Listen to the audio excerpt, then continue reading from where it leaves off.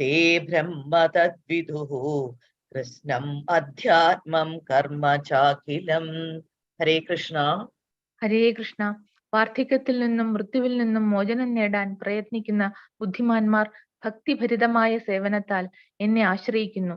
ആധ്യാത്മിക പ്രവർത്തനങ്ങളെപ്പറ്റി പൂർണ്ണ ജ്ഞാനമുള്ള അവർ വാസ്തവത്തിൽ ബ്രഹ്മം തന്നെ. ഹരേ കൃഷ്ണ. ഹരേ കൃഷ്ണ. സാധിഭൂതാദിദൈവം മാ സാധിയജ്ഞം ച യേ വിദുഃ പ്രയാണകാലേപി ച മാം തേ വിദുർയുക്തചേതസഃ. ഹരേ കൃഷ്ണ. ഹരേ കൃഷ്ണ. എന്നെ അറിയുകയും എപ്പോഴും എന്നെക്കുറിച്ചുള്ള ബോധം പുലർത്തുകയും ചെയ്യുന്നവർ, ഭൗതിക പ്രപഞ്ചങ്ങളുടെയും ദേവന്മാരുടെയും സർവയജ്ഞങ്ങളുടെയും നിയന്താവായ ഭഗവാനാണ് ഞാനെന്നറിയുന്നവർ മരണസമയത്ത് പോലും എന്നെ സ്മരിക്കും. ഹരേ കൃഷ്ണ. ഹരേ കൃഷ്ണ.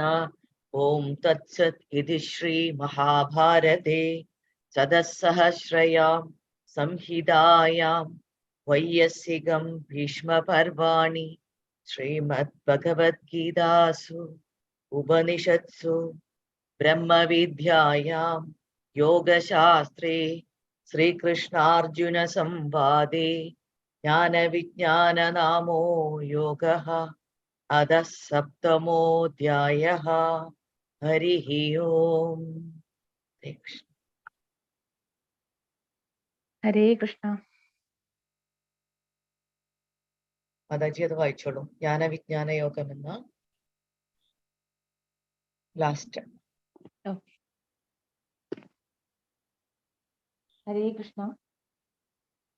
ജ്ഞാനവിജ്ഞാന യോഗം എന്ന ശ്രീമദ് ഭഗവത്ഗീതയുടെ 7-ാം അധ്യായത്തിന്റെ ഭക്തി വേദാന്ത വിശദീകരണം പ്രകാരം സമാപിക്കുന്നു. ഹരേ കൃഷ്ണ. ഹരേ കൃഷ്ണ. കൃഷ്ണ കൃഷ്ണ ഹരേ ഹരേ ഹരേ രാമ ഹരേ രാമ രാമ രാമ രാമ ഹരേ ഹരേ ഹരേ ഹരേ കൃഷ്ണ ഹരേ കൃഷ്ണ കൃഷ്ണ കൃഷ്ണ ഹരേ ഹരേ ഹരേ രാമ ഹരേ രാമ രാമ രാമ ഹരേ ഹരേ ഹരേ കൃഷ്ണ ഹരേ കൃഷ്ണ കൃഷ്ണ കൃഷ്ണ ഹരേ ഹരേ ഹരേ രാമ ഹരേ രാമ രാമ രാമ ഹരേ ഹരേ. ഹരേ കൃഷ്ണ മാതാജി. ഹരേ കൃഷ്ണ. താങ്ക് യു മാതാജി. പാർട്ടിസിപ്പൻസിന് ആരെങ്കിലും കീർത്തനം ചൊല്ലാൻ സാധിക്കുമോ? ഹരേ കൃഷ്ണ. ഹരേ കൃഷ്ണ. വിജി മാതാജി. ഹരേ കൃഷ്ണ. ഹരേ കൃഷ്ണ മാതാജി. ചൊല്ലിക്കോളൂ വിജി മാതാജി. ഹരേ കൃഷ്ണ. പത്മനാഭ പാഹി ദ്വിപപസാരാ പത്മനാഭ പാഹി ദ്വിപപസാരാ പത്മനാഭ പാഹി ദ്വിപപസാരാ ഗുണവസന ശൗരേ പത്മനാഭ പാഹി ദ്വിപപസാരാ ഗുണവസന ശൗരേ പത്മനാഭ പാഹി.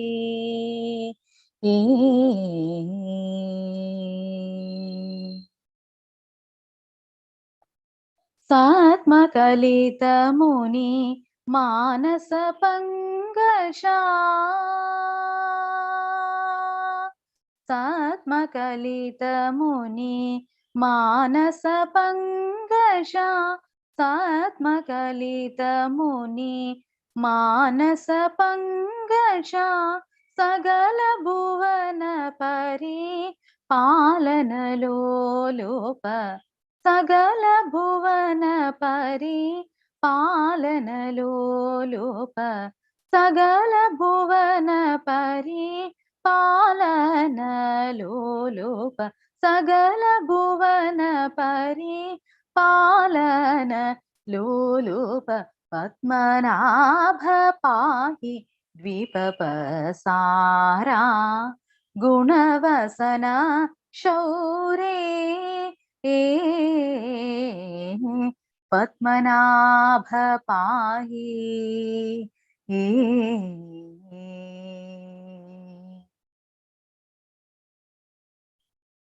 चारुमुखचित चन्द्रनेत्र चारुमुखचित चन्द्रनेत्र चारुमुखचित चन्द्रनेत्र चारुमुखचित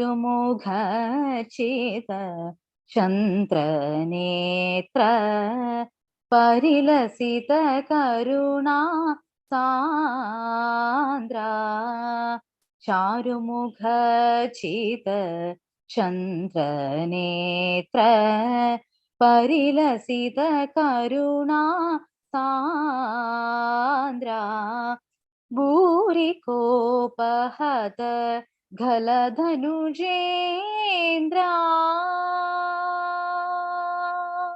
भूरिकोपहत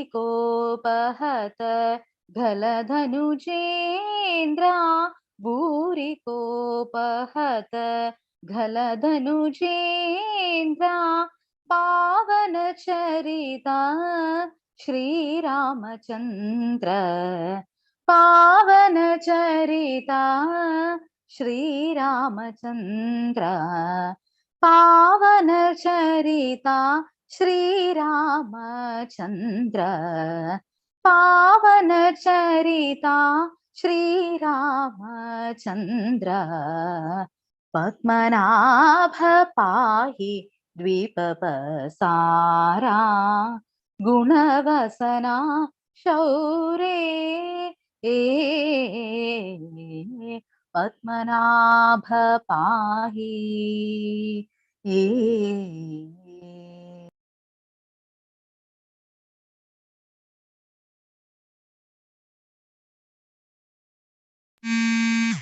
हरे कृष्ण।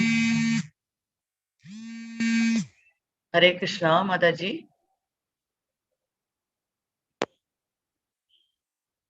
हरे कृष्णा माताजी।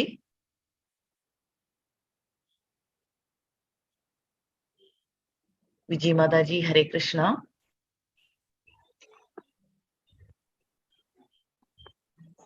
हरे कृष्ण। हरे हरे कृष्ण। कृष्ण। विजय माताजी കഴിഞ്ഞോ? ഹരേ കൃഷ്ണ. ഹരേ കൃഷ്ണ. കഴിഞ്ഞു. ശ്രീദേവി മാതാജി ഹരേ കൃഷ്ണ. ചൊല്ലിക്കോളൂ മാതാജി. ഹരേ കൃഷ്ണ.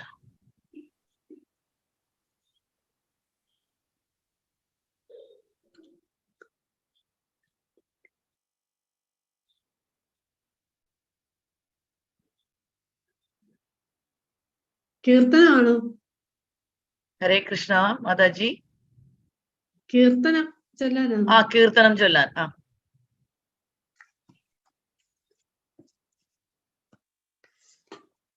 അഗ്രേ പശ്യാമി തേജോ നിബിഡതരകളായ അവലീലോകനീയം പീയൂഷാപ്ലാവിദോഹം തദനു തതുവരെ ദിവ്യകൈശോരവേഷം താരുണ്യാരംഭരമ്യം പരമസുഖരസാസ്വാദരോമാഞ്ചിതാംഗൈ വ്യാപീതം നാരദാത്മേ വിലസുഭഷ സുന്ദരീ മണ്ഡലേച്ഛ.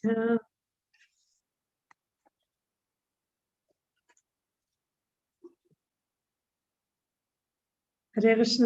ഹരേ കൃഷ്ണ മാതാജി. ഇനി ആർക്കെങ്കിലും ചൊല്ലണോ? പാർട്ടിസിപ്പൻസിന് ആർക്കെങ്കിലും? ഹരേ കൃഷ്ണ. 4 മിനിറ്റും കൂടി ഉണ്ട്. ഹരേ കൃഷ്ണ.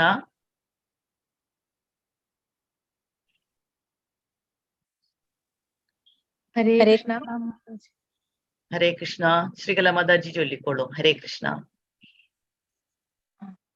സാന്ദ്രാനന്ദാവബോധാത്മകമനുപമിതം കാലദേശാവധിഭ്യാം നിർമുക്തം നിത്യമുക്തം നിഗമശതസഹസ്രേണ നിർഭാസ്യമാനം അസ്പഷ്ടം ദൃഷ്ടമാത്രേ പുനരുരു പുരുഷാർത്ഥാത്മകം ബ്രഹ്മതത്വം തത്താവൽഭാതി സാക്ഷാത് ഗുരുഭവനപുരേ ഹന്തഭാഗ്യം ജനാനാം. ഏവം ദുർലഭ്യ വസ്തുന്യപി സുലഭതയാ ഹസ്തലബ്ധേ യദന്യത് തത്വാവാചാധിയാ വാ ഭജതി ഭജന ക്ഷുദ്രതൈവ സ്ഫുടേയം. ഏതേതാവദ്വയം ദുസ്ഥിരധര മനസാ വിശ്വപീഡാവഹത്यै നിശേഷാത്മാനമേനം ഗുരുഭവനപുരാധീശമേവാശ്രയാമ. Hare Krishna. Hare Krishna, Mataji. Hare Krishna. Yarengalum cholluno. Hare Krishna. Hare Krishna. Participants yarengalum cholluno. Hare Krishna. Dhanya Mataji. Hare Krishna. Hare Krishna. Hare Mataji, Krishna. കഴിഞ്ഞോ? ആരും ചൊല്ലുന്നില്ല. ഹരേ കൃഷ്ണ. ഹരേ കൃഷ്ണ. ഹരേ കൃഷ്ണ. സ്റ്റാർട്ട് ചെയ്യാം അതോ വെയിറ്റ് ചെയ്യാം? ചെയ്യാം. ഹരേ Krishna.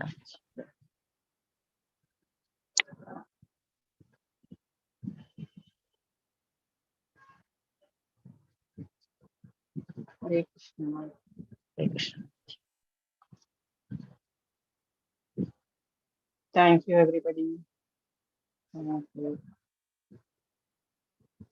Om Ajnanatimidandasya Jnananjanasalakaya Chakshurunmilitam Yena Tasmai Shri Gurave Namaha.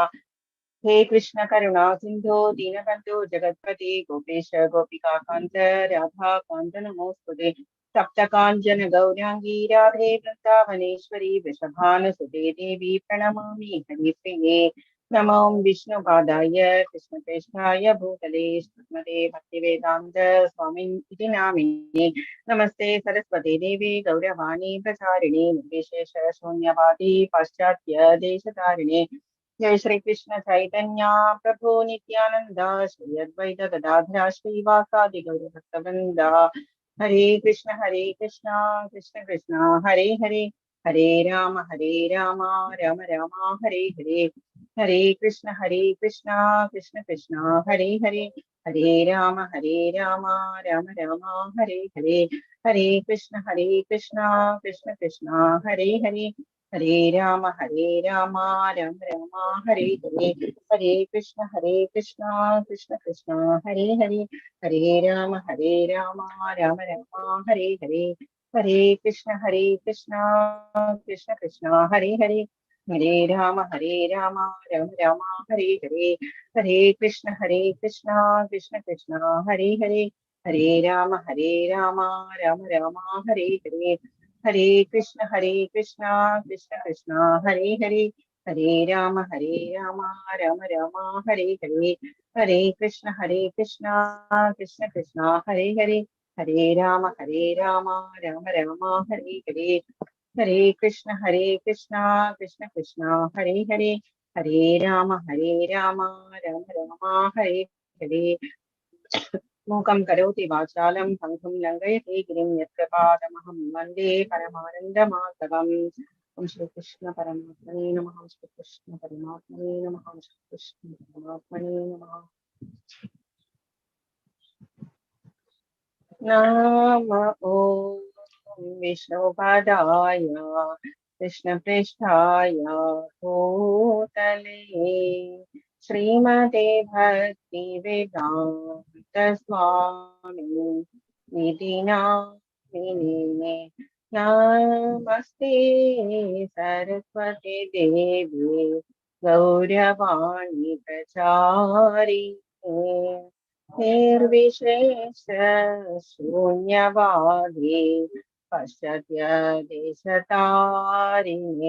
Jai Shri Krishna Chaitanya Prabhu Nityananda Shri Advaita Gadadhara Shri Vasadi Gaura Bhaktavrinda.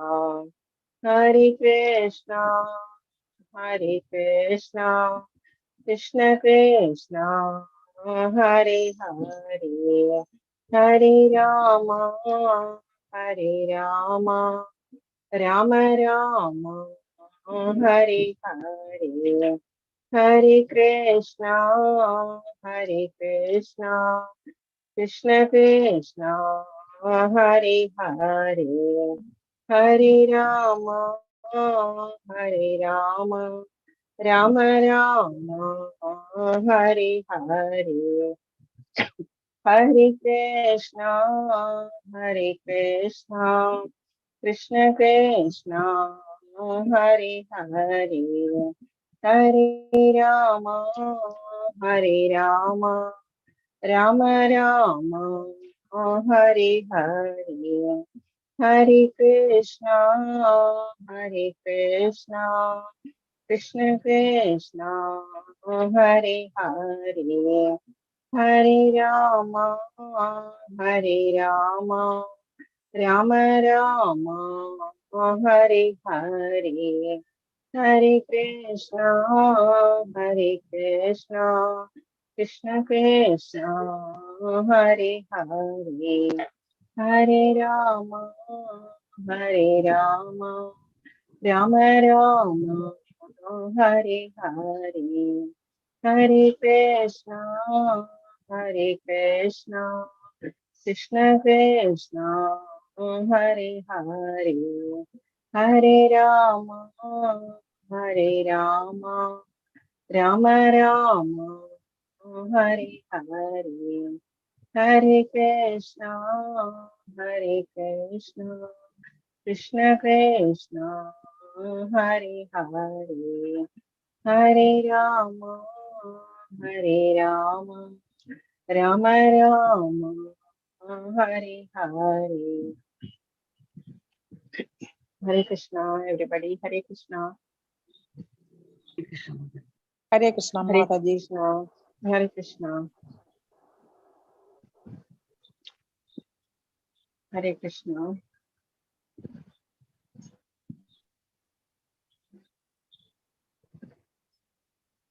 Hare Krishna. Hare Okay. Krishna, Mataji. Hare Krishna. Hare Krishna Mataji. Hare Krishna. Hare Krishna. Hare Krishna Mataji. Hare Krishna. Dhanya Mataji. Hare Krishna. Hare Krishna. Hare Krishna. Hare Krishna Mataji. Hare Hare Krishna. Krishna. Hare Krishna. Hare Krishna. Start ചെയ്യാം നമുക്ക്.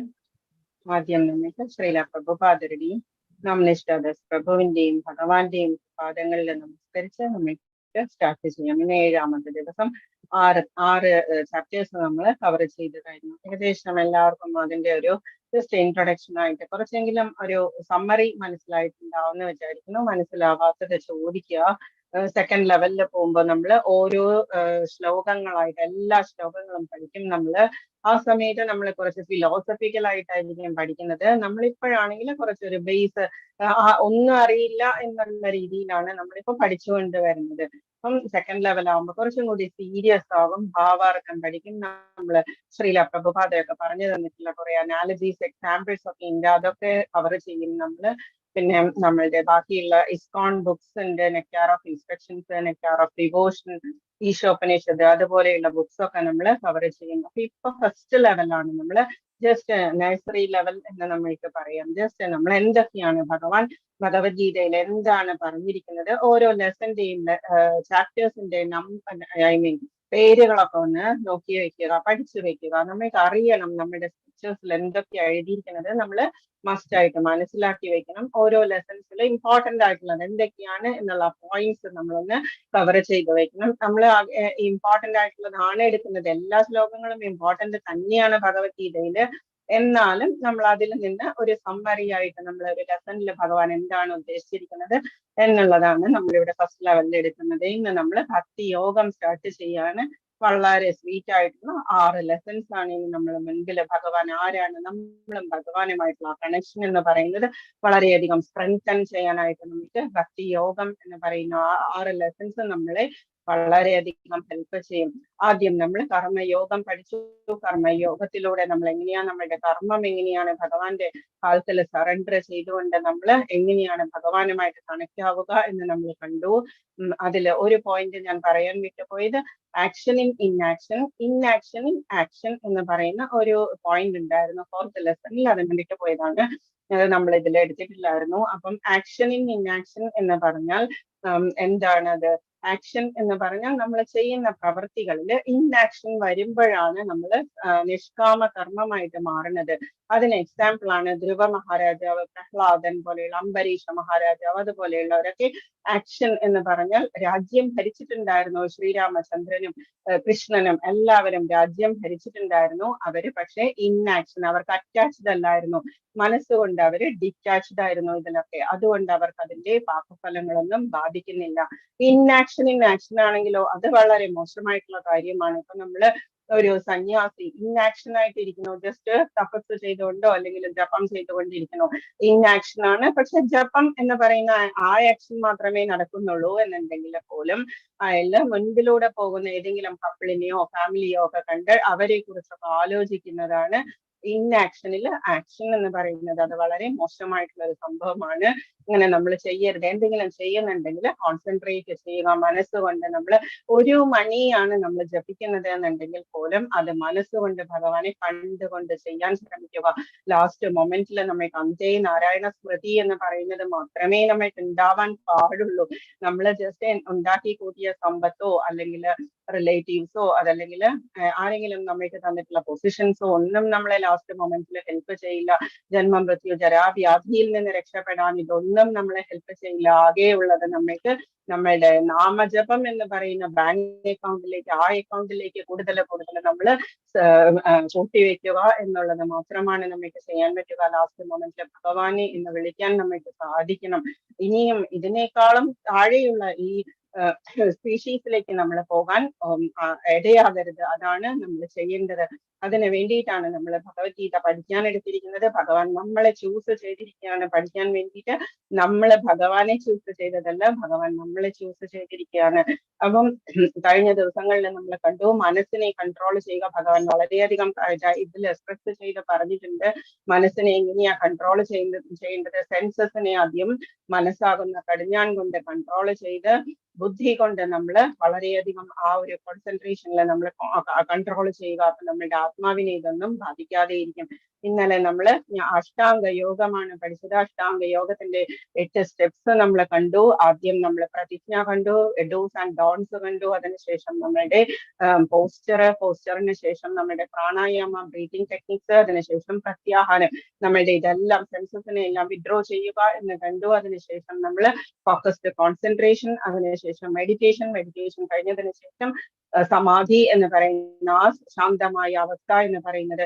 നമ്മളുടെ യാതൊരു ടാലന്റോ അല്ലെങ്കിൽ എന്ത് തന്നെ ഉണ്ടെങ്കിലും നമ്മൾക്ക് last മൊമെന്റിൽ അതൊന്നും ആയിരിക്കില്ല നമ്മൾക്ക് ഉപകരിക്കുക. നമ്മൾക്ക് എന്ത് മാത്രമേ ഉണ്ടാവുള്ളൂ? നാമസ്മരണ ചെയ്ത ഇത് മാത്രമേ നമ്മൾക്ക് കൂടെ ഉണ്ടാവുള്ളൂ.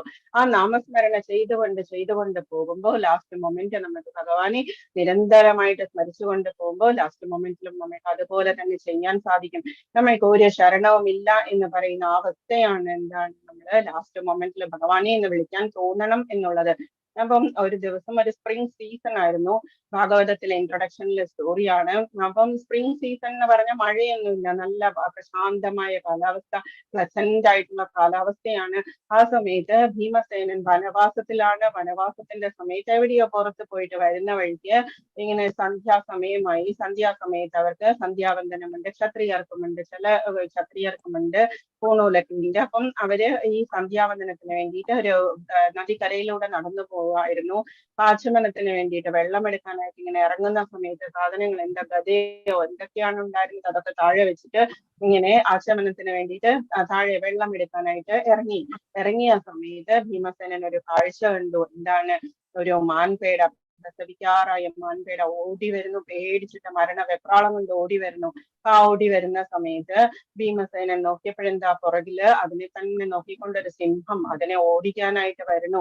പിന്നെ ഒരു ഇപ്പുറത്തെ സൈഡിൽ ഒരു ഹണ്ടർ നിൽക്കുന്നു. അയാള് അമ്പ് ചെയ്യാൻ വേണ്ടിയിട്ട് റെഡി ആയിട്ട് നിൽക്കുന്നു. അയാൾക്ക് വേണ്ടത് മാനിനെയാണ്. അപ്പം മാനാണെങ്കിലോ പ്രാണവെപ്രാളത്തോടെ അതിന് പ്രസവിക്കാറായിട്ടുമുണ്ട്. പുറകിലാണെങ്കിലോ ഫോറസ്റ്റ് ആണ്, ഓൾറെഡി വനവാസത്തിന്റെ സമയമാണ്.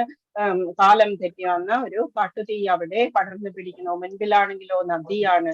എന്ത് തന്നെയാണെങ്കിലും മരണം തന്നെയാണ്. ഭീമസേനൻ നോക്കി തന്റെ ഗത കൊണ്ട് ഒരു രക്ഷയുമില്ല, എന്തെല്ലാം ടാലൻസ് ഉണ്ടോ ഒരു രക്ഷയുമില്ല, എന്താ ചെയ്യേണ്ടത്, എന്തെങ്കിലും ഒരു ചെറിയ സ്റ്റെപ്പ് എടുത്തു കഴിഞ്ഞാൽ ചിലപ്പോ വേടന്റെ അമ്പ് ആ മാനിനെ കൊണ്ടുവന്ന് വരും, അതല്ലെങ്കിലോ ആ സിംഹം ചാടി വീണു എന്ന് വരും.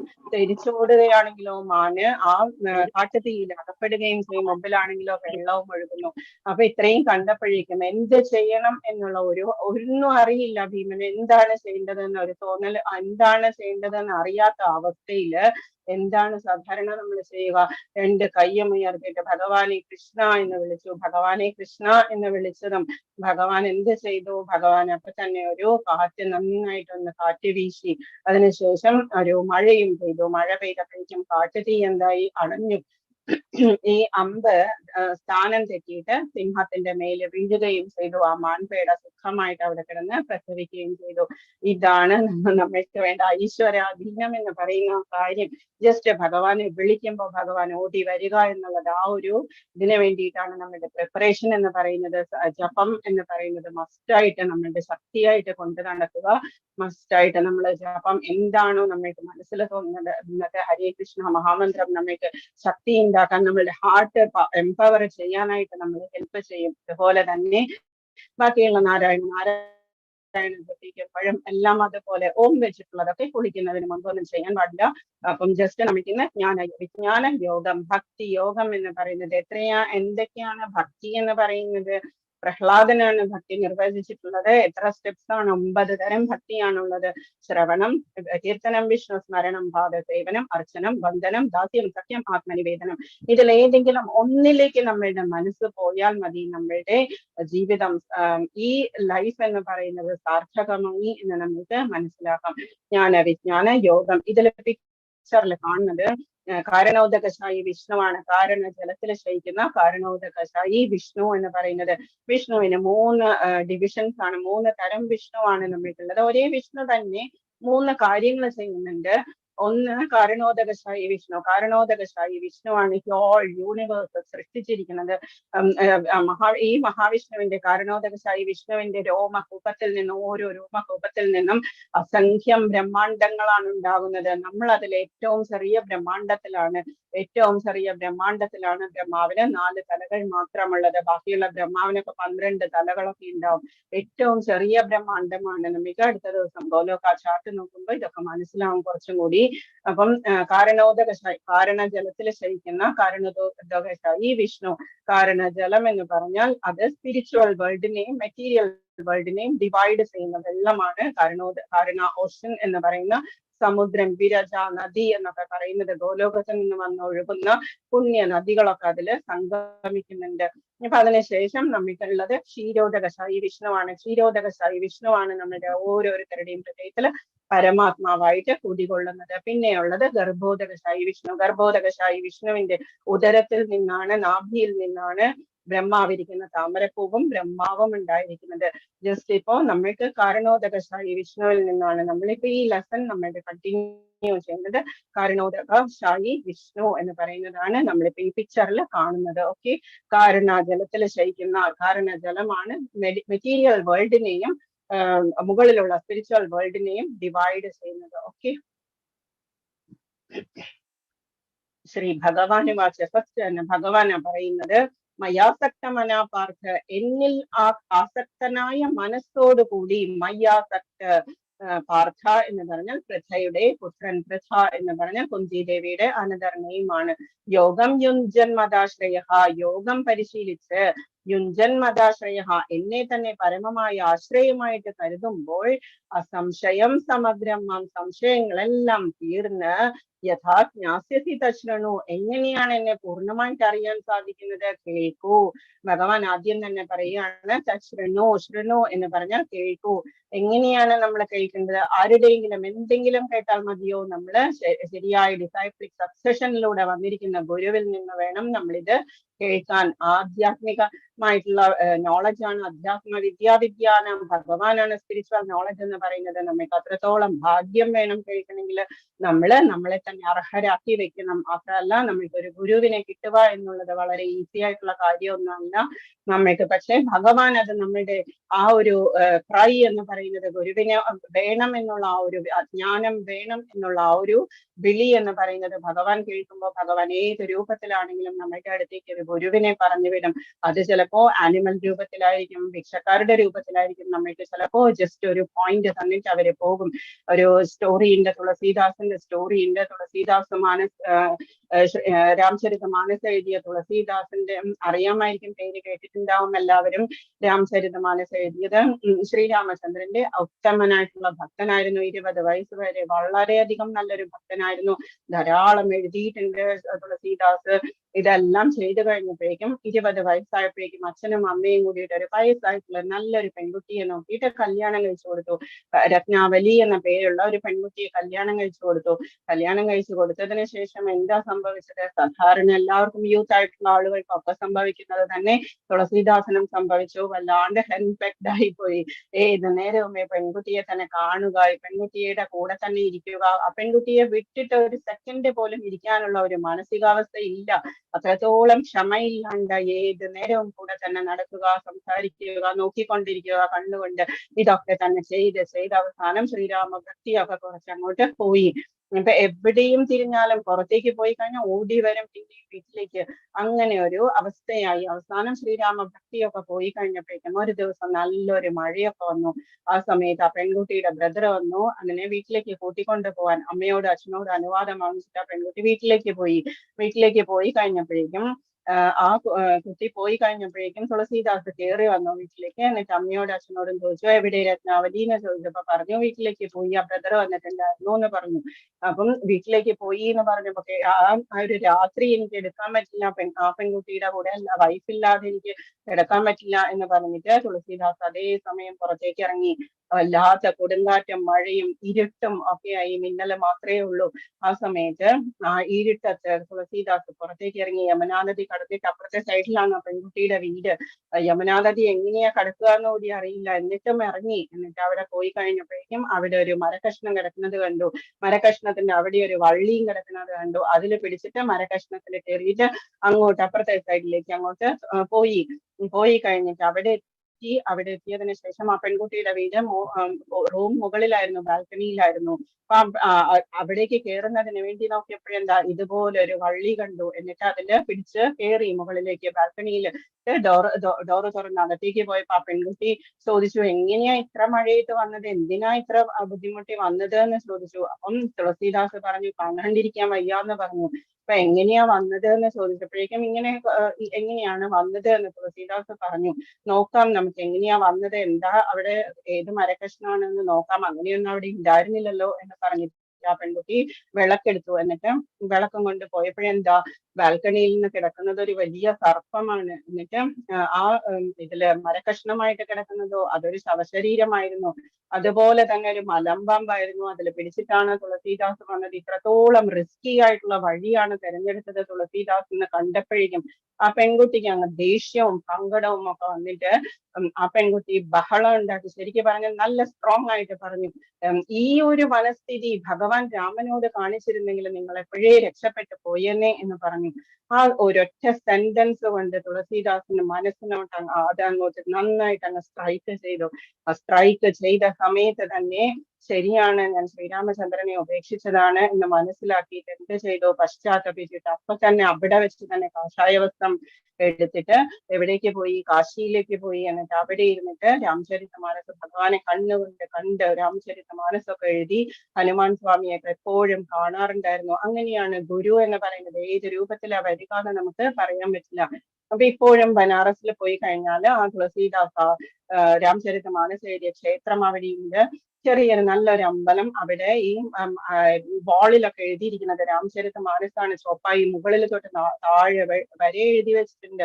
തുളസി മാലയാണ് അവിടുത്തെ ഇത് മെയിൻ ആയിട്ടുള്ള വഴിപാട്. അപ്പം ബനാറസിലൊക്കെ പോകുന്ന സമയത്ത് അവിടെയൊക്കെ പോയി കാണുക, കുട്ടികളെയൊക്കെ കൊണ്ടുപോയി കാണിക്കുക. അപ്പം അങ്ങനെയാണ് സംശയങ്ങളെല്ലാം തീർന്ന് എന്നെ പൂർണ്ണമായി അറിയാൻ കഴിയുന്നത് എങ്ങനെ, എന്താണ് ചെയ്യേണ്ടത്, എന്നെ കുറിച്ചുള്ള പൂർണ്ണ ബോധത്തോടെ എന്നിൽ ആസക്തനായിട്ടുള്ള മനസ്സോടുകൂടി യോഗം യുഞ്ജന്മാദാശ്രയ, യോഗം പരിശീലിക്കുന്നത് കൊണ്ട്. ഏത് യോഗമാണ് പരിശീലിക്കേണ്ടത്? അത് നമ്മളുടെ ഇത് നോക്കിയിട്ടാണ്. നമ്മൾക്കിപ്പോ കർമ്മം കൊണ്ട് കൃഷ്ണാർപ്പണം ചെയ്തുകൊണ്ടാണ് നമ്മൾ ഭഗവാനെ സ്മരിക്കുന്നത് എന്നുണ്ടെങ്കിൽ ഓക്കെ, അത് മതി. ഭക്തിയാണെങ്കിലോ ഭക്തി വളരെ ഡീസന്റ് ആയിട്ട് ചെയ്യുക, ആരെയും ബോധിപ്പിക്കാൻ വേണ്ടിയിട്ടല്ല, നമ്മളെ മാത്രം. നമ്മളിപ്പോ ആരെയെങ്കിലും സ്നേഹിക്കുന്നുണ്ട്, ഒരു പ്രേമിക്കുന്നുണ്ട് എന്നുണ്ടെങ്കിൽ നമ്മൾ അത് 10 പേരോട് പറഞ്ഞു നടക്കുമോ? ഇല്ലല്ലോ. നമ്മൾ ഏകാന്തമായിട്ടായിരിക്കും ആളെ നമ്മൾ മീറ്റ് ചെയ്യുക. അതുപോലെ ആയിരിക്കണം ഭഗവാനോട്. പ്രേമമാണ് നമ്മൾക്ക് ഭഗവാനോട് വേണ്ടത്. നമ്മൾക്ക് ആരെയും ബോധിപ്പിക്കാനില്ല, ഭഗവാനെ മാത്രം. നമ്മളുടെ ഭാവം കൊണ്ടാണ് നമ്മൾ പ്രേമിക്കേണ്ടത്. ഭാവപ്രേമിയാണ് ഭഗവാൻ എന്ന് പറയുന്നത്. ഓക്കെ. ശൃണ്വതാം സ്വകഥാം കൃഷ്ണ പുണ്യശ്രവണ കീർത്തനഃ ഹൃദ്യന്തസ്ഥ ഭദ്രാണി വിധുനോതി സുഹൃത് സദാം നഷ്ടപ്രായേഷു ഭദ്രേഷു നിത്യം ഭാഗവത സേവയാ ഭഗവത്യുത്തമ ശ്ലോകഭവതി. കൃഷ്ണനെ കുറിച്ച് വൈദിക സാഹിത്യത്തിൽ പറഞ്ഞിട്ടുള്ളത് കേൾക്കുന്നതും ഭഗവത്ഗീതയിലൂടെ നേരിട്ട് ഭഗവാന്റെ വാക്കുകൾ കേൾക്കുന്നതും തന്നെ ഒരു പുണ്യകർമ്മമത്രേ. നമ്മൾ വായിക്കുമ്പോൾ തന്നെ അതൊരു ഭക്തിയുത സേവനം തന്നെയാണ്. ഭഗവാന്റെ അടുത്തേക്ക് നമ്മളുടെ ആ വേർഡ്സ് കൊണ്ട് ഭഗവാനെ കണക്ട് ആകുന്നത്.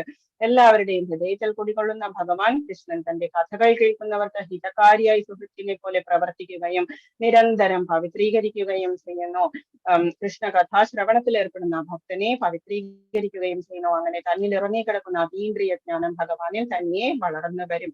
നമ്മള് ഭാഗവതം വായിക്കുക, ഭഗവത്ഗീത വായിക്കുക, ഇതുപോലെയുള്ള സ്ക്രിപ്റ്റേഴ്സ് ഒക്കെ വായിക്കുക. ധാരാളം ഒന്നും വായിക്കാൻ നമ്മൾക്ക് ചിലപ്പോൾ സമയം കിട്ടിയെന്ന് വരില്ല. പക്ഷെ കമ്പൽസറി ആയിട്ട് നമ്മൾ മരണം വരെ കൊണ്ട് നടക്കേണ്ട രണ്ട് കാര്യങ്ങളാണ് വൈഷ്ണവ ഭക്തനായി കഴിഞ്ഞാൽ ഭാഗവതവും ഭഗവത്ഗീതയും എന്ന് പറയുന്നത്.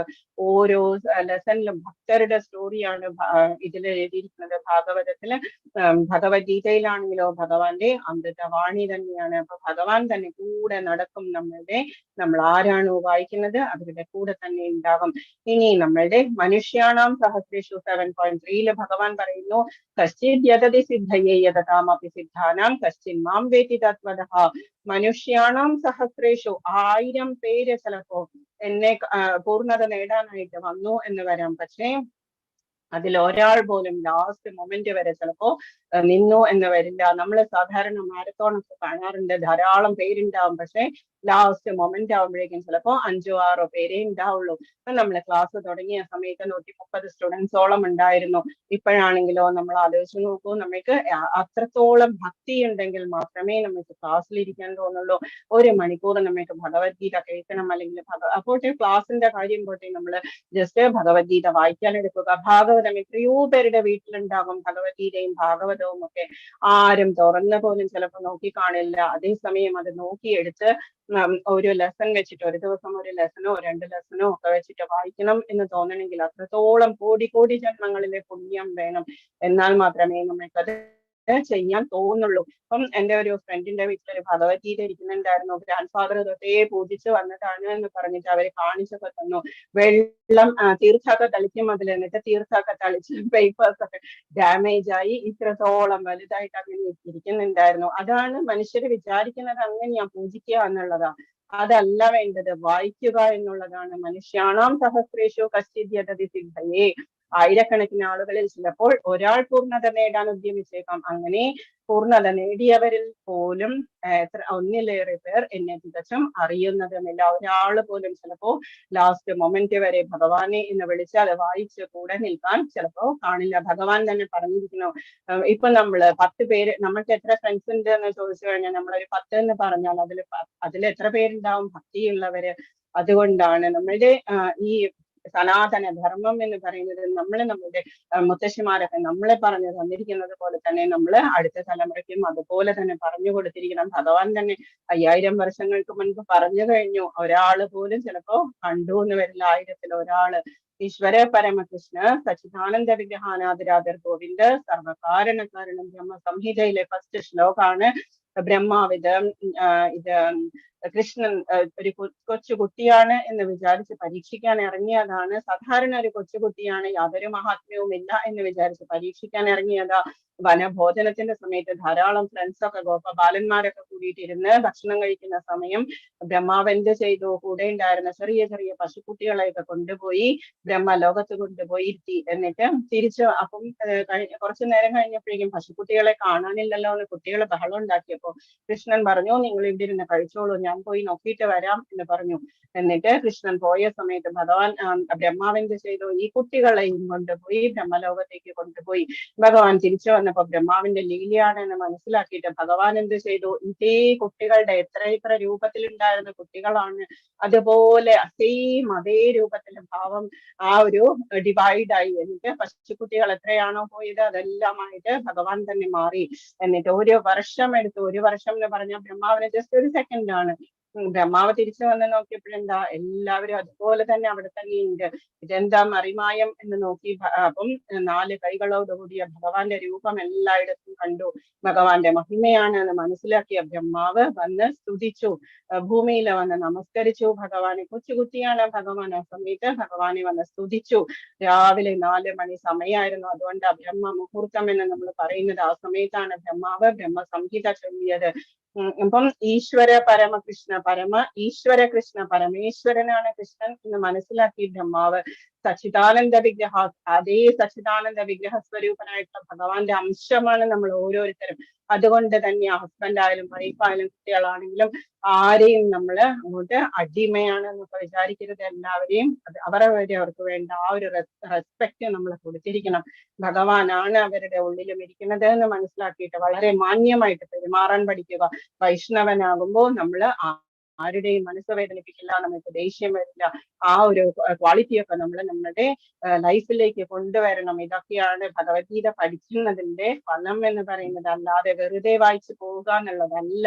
മാത്രമല്ല, നമ്മൾ കുറച്ച് അഡ്വൈസസ് കേട്ടു, അത് കേട്ടത് കൊണ്ട് നമുക്ക് എന്താ കാര്യം? കേട്ടത് കൊണ്ടല്ല കാര്യം, നമ്മൾ അത് ലൈഫിലേക്ക് അപ്ലൈ ചെയ്യുമ്പോഴാണ് അതിന് ഫലം വരുന്നത്. ഭഗവാൻ അതാ ഉദ്ദേശിക്കുന്നത്. ഭൂമിരാപോ നലോ വായു ഖമ്മനോ ബുദ്ധിരേവച്ച. എന്തൊക്കെയാണ്? ഭൂമി, അപ്പോ എന്ന് പറഞ്ഞാൽ വെള്ളം, അനലോ എന്ന് പറഞ്ഞാൽ അഗ്നി, വായു എന്ന് പറഞ്ഞാൽ നമുക്കറിയാം ബ്രീത്ത് നമ്മളുടെ, ഖം എന്ന് പറഞ്ഞാൽ ആകാശം, മനോബുദ്ധിരേവച്ച അഹങ്കാരം, ഇതീയമേ ഭിന്ന പ്രകൃതിരഷ്ടത. എന്തൊക്കെയാണ് ഭഗവാന്റെ പ്രകൃതി എന്ന് പറയുന്നത്? നമ്മളുടെ ഉള്ളിൽ എന്തൊക്കെയാണ് ഭഗവാൻ നമ്മൾക്കായിട്ട് തന്നിരിക്കുന്നത്? പഞ്ചഭൂതങ്ങൾ കൊണ്ട് നിർമ്മിച്ച നമ്മളുടെ ശരീരവും ഉള്ളിലുള്ള സട്ടിൽ ബോഡി, മനസ്സ്, ബുദ്ധി, മിഥ്യാഹങ്കാരം എന്നിങ്ങനെ 8 കാര്യങ്ങളാണ് നമ്മൾക്ക് തന്നിരിക്കുന്നത്. ഭിന്ന പ്രകൃതിരഷ്ടത, അഷ്ടത പ്രകൃതിയാണ്. എന്ത്? പഞ്ചഭൂതങ്ങൾ എന്തൊക്കെയാണ്? ഭൂമി, ജലം, അഗ്നി, വായു, ആകാശം. നമുക്ക് അറിയാവുന്ന കാര്യമാണ്. നമ്മുടെ ഗ്രോസ് ബോഡി എന്ന് പറയുന്നത് പഞ്ചഭൂതങ്ങൾ കൊണ്ട് നിർമ്മിച്ചതാണ്. ഉള്ളിലുള്ള സട്ടിൽ ബോഡി എന്താണ്? സൂക്ഷ്മ ശരീരം എന്ന് പറയുന്നത് ഖമ്മനോ ബുദ്ധിരേവച്ച, മനസ്സും ബുദ്ധിയും അഹങ്കാരവും കൂടിയതാണ്.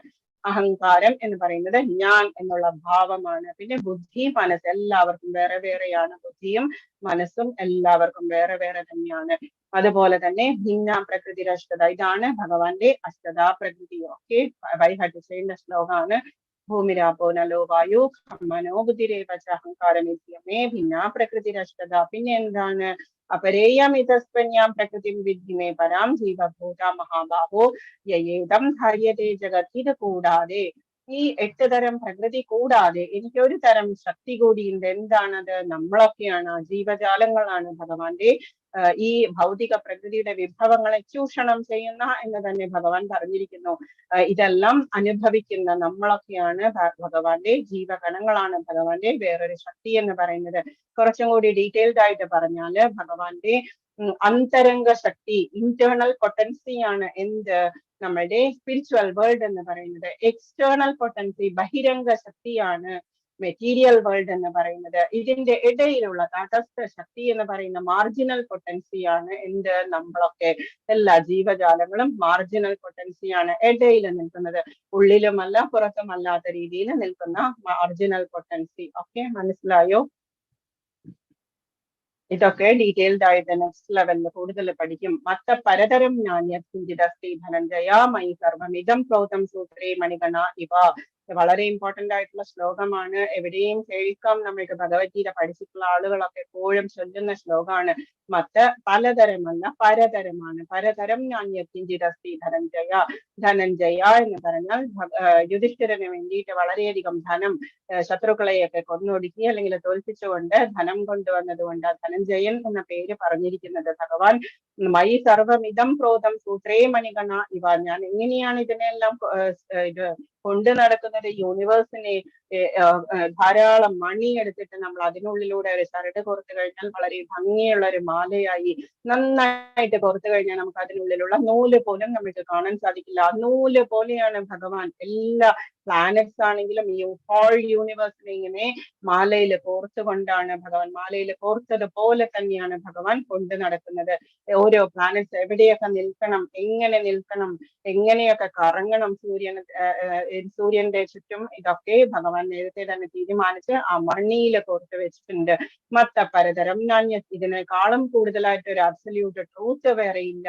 മൈ സർവമിതം ക്രോധം സൂത്രേ മണികണ ഇവ. സൂത്രേ ചരടില് കോർത്ത മണി പോലെയാണ്. എന്നേക്കാൾ ശ്രേഷ്ഠമായൊരു സത്യമില്ല. ഭഗവാൻ ആദ്യം തന്നെ പറയുന്നു, I am the absolute truth. എന്നേക്കാളും വലിയൊരു സത്യമില്ല. എന്ന് വെച്ചാൽ എന്താണ്? ഭഗവാന് കൂടാതെ ഭഗവാൻ ആദ്യം തന്നെ വന്നിട്ടുള്ളതാണ്, ഭഗവാൻ സൃഷ്ടിച്ചതാണ് ഇതൊക്കെ. അതുകൊണ്ട് ബാക്കി എല്ലാത്തിനും നാശമുണ്ട്, പക്ഷെ ഭഗവാന് മാത്രമേ നാശമില്ലാത്തതുള്ളൂ. ആദിയും അന്തവും ഒന്നും ഇല്ലാത്തതുള്ളൂ. മുത്തുകൾ നൂലിന്മേൽ എന്ന പോലെ സർവവും എന്നിൽ ഇണക്കി കോർക്കപ്പെട്ടിരിക്കുന്നു.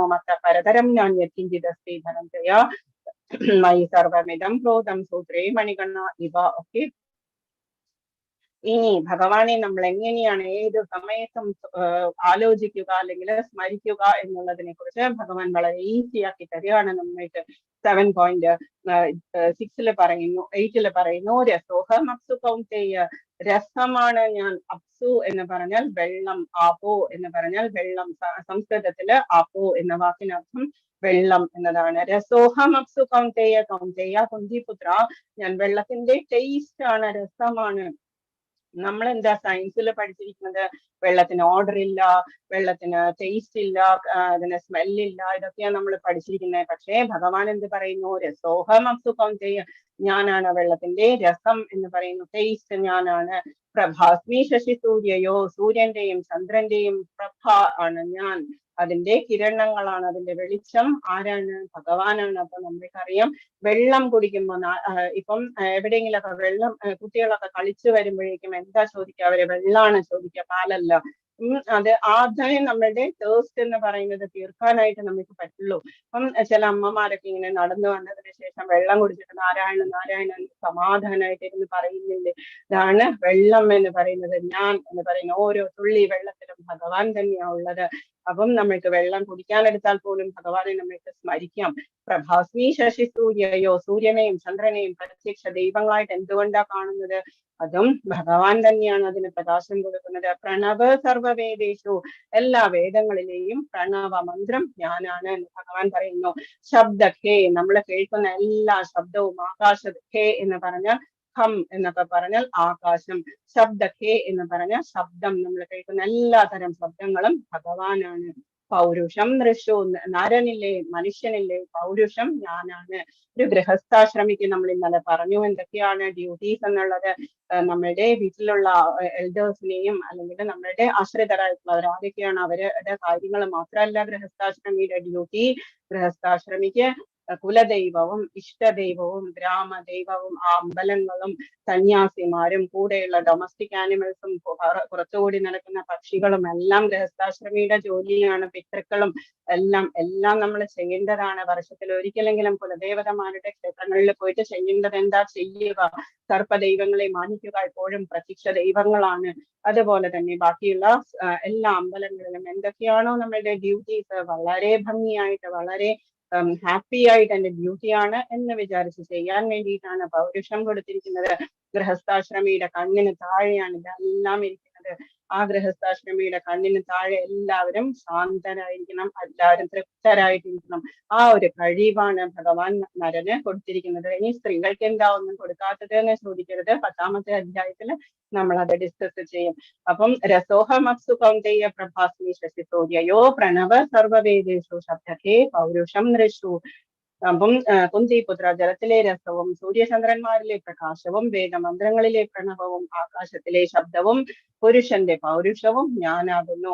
അല്ലാതെ അടക്കി ഭരിക്കുക, എനിക്ക് ഇഷ്ടമില്ലാത്തതൊന്നും ഈ വീട്ടിൽ ചെയ്യരുത്, അല്ലെങ്കിൽ ഇവിടെ ഇഷ്ടമില്ലാത്തതൊന്നും കയറി വരരുത്, അങ്ങനെയുള്ള ആ ഒരു ധാർഷ്ട്യമൊന്നും ഗൃഹസ്ഥാശ്രമി കാണിക്കരുത്, മസ്റ്റായിട്ട് കാണിക്കരുത്. ഭഗവത്ഗീത പഠിച്ചു കഴിഞ്ഞാൽ നമുക്ക് വേണ്ടത് ആദ്യം നമ്മളുടെ നെഗറ്റിവിറ്റി എല്ലാം കളഞ്ഞ് പോസിറ്റീവായിട്ടുള്ള കാര്യങ്ങളൊക്കെ കൂട്ടിക്കൂട്ടി കൊണ്ടുവരിക എന്നുള്ളതാ. ബീജമാം സർവഭൂതാനം, ഭഗവാൻ പറയുന്നു എല്ലാ ജീവജാലങ്ങളിലെയും ബീജം, ആദിബീജം ഞാനാണ്, സീഡാണ് ഞാൻ, സീഡ് ഗിവിങ് ഫാദറും കൂടിയാണ് എന്ന് ഭഗവാൻ പിന്നെ പറയും. ആദിബീജം ഞാനാണ്. വിദ്ധി പാർത്ഥ സനാതനം, അതിന് നാശമില്ല. ബുദ്ധിർബുദ്ധി മഥാമസ്മി, ആരിലാണോ ബുദ്ധി കൂടുതലുള്ളത് അത് ഞാനാണ്. തേജസ്വിനാമഹം, തേജസ് ഉള്ളവരുടെ തേജസ്സും ഞാൻ തന്നെയാണ്. നമ്മളപ്പോ ആരോടും കോമ്പീറ്റ് ചെയ്യാൻ പോകരുത്. അവരില് കുറച്ച് ബുദ്ധി കൂടുതലുള്ളവരില് നമ്മൾ വിചാരിക്കുക, തേജസ് ഉള്ളവരിലൊക്കെ നമ്മൾ വിചാരിക്കുക ഭഗവാന്റെ അംശം അവരിൽ കൂടുതലുണ്ട്, അവർ ചെയ്ത നല്ല കർമ്മങ്ങളുടെ ഫലമാണ് അവരിപ്പോ അനുഭവിക്കുന്നത് എന്ന് മനസ്സിലാക്കുക. അപ്പൊ ഭഗവാൻ പറയുന്നു സർവ്വ ജീവജാലങ്ങളുടെയും ആദിബീജം ഞാനാണ് എന്ന് മനസ്സിലാക്കുക. ബുദ്ധിമാന്മാരുടെ ബുദ്ധിയും തേജസ്വികളുടെ തേജസ്സും ഞാനാകുന്നു. അബ്ദുൾ കലാമിനെയാണ് കാണിച്ചിരിക്കുന്നത്. ബുദ്ധിയും തേജസ്സും എല്ലാം കൂടിയ ഒരു ഹേറ്റേഴ്സ് ഇല്ലാത്ത ഒരു പേഴ്സണാലിറ്റി എന്ന് പറയുന്നത് ഭഗവാന്റെ അംശം വളരെ കൂടുതലുള്ള ആളുകളാണ് അങ്ങനെയുള്ളവരൊക്കെ. യേ ചൈവ സാത്വിക ഭാവാരാജസ സമസശ്ചയേ മത്തയേ വേദിതാൻ വിദ്ധീനത്വഹം തേഷു തേമണി. സാത്വികങ്ങളും രാജസങ്ങളും താമസങ്ങളുമായ എല്ലാ അവസ്ഥകളും എന്റെ ശക്തിയുടെ ബഹിസ്ഫുരണങ്ങളാണ്. ഭഗവാൻ തന്നെയാണ് ഇതൊക്കെ സൃഷ്ടിച്ചിട്ടുള്ളത്. സാത്വിക ഗുണവും രാജസ ഗുണവും എല്ലാം ഭഗവാൻ തന്നെയാണ് സൃഷ്ടിച്ചിരിക്കുന്നത്. ഏവേദിതാൻ വിദ്ധീനത്വഹം ദേശുതേമയി, ഇതിലൊന്നും ഭഗവാൻ ചെയ്തത് ഭഗവാനാണെങ്കിൽ കൂടി ഭഗവാൻ അവയ്ക്ക് അധീനനല്ല. ഭഗവാൻ അവയെല്ലാം എന്നിൽ നിലകൊള്ളുന്നു. ഭൗതിക ഗുണങ്ങൾക്ക് അധീനനാണ് ഭഗവാൻ. ഇപ്പൊ ഒരു കോളേജിൽ അല്ലെങ്കിൽ എവിടെയെങ്കിലും ഒരു ഇൻസ്റ്റിറ്റ്യൂഷനിൽ ഒരു പ്രിൻസിപ്പാൾ ഇരുന്ന് കുറച്ച് റൂൾസ് ഒക്കെ ഉണ്ടാക്കി, എന്നിട്ട് സബോർഡിനേറ്റ്സിനൊക്കെ ആ റൂൾസ് ഒക്കെ പറഞ്ഞു കൊടുത്തു. അതിലൊന്നും ചിലപ്പോൾ പ്രിൻസിപ്പാൾ വരില്ല, അയാള് അതിന് മുകളിലായിരിക്കും. അതുപോലെയാണ് ഭഗവാൻ. താഴെയുള്ള റെപ്രസെന്റേറ്റീവ്സിനൊക്കെ ഓരോരോ ഗുണങ്ങളും ദോഷങ്ങളും ഇതെല്ലാം ഭഗവാൻ തന്നെ സൃഷ്ടിച്ചിട്ടുള്ളതാണ്. സൃഷ്ടി എന്ന് പറയുന്നത് ഭഗവാൻ ആനന്ദിക്കാൻ വേണ്ടിയിട്ട് ചെയ്തതാണ്. അപ്പം ഭഗവാൻ എന്താ ചെയ്യുന്നത്? അതിനെല്ലാം അധീനനല്ല, മുകളിലാണ് ഭഗവാൻ. നിർഗുണനാണ്, ഇതിനെല്ലാം അതീതനാണ്. ഓക്കെ,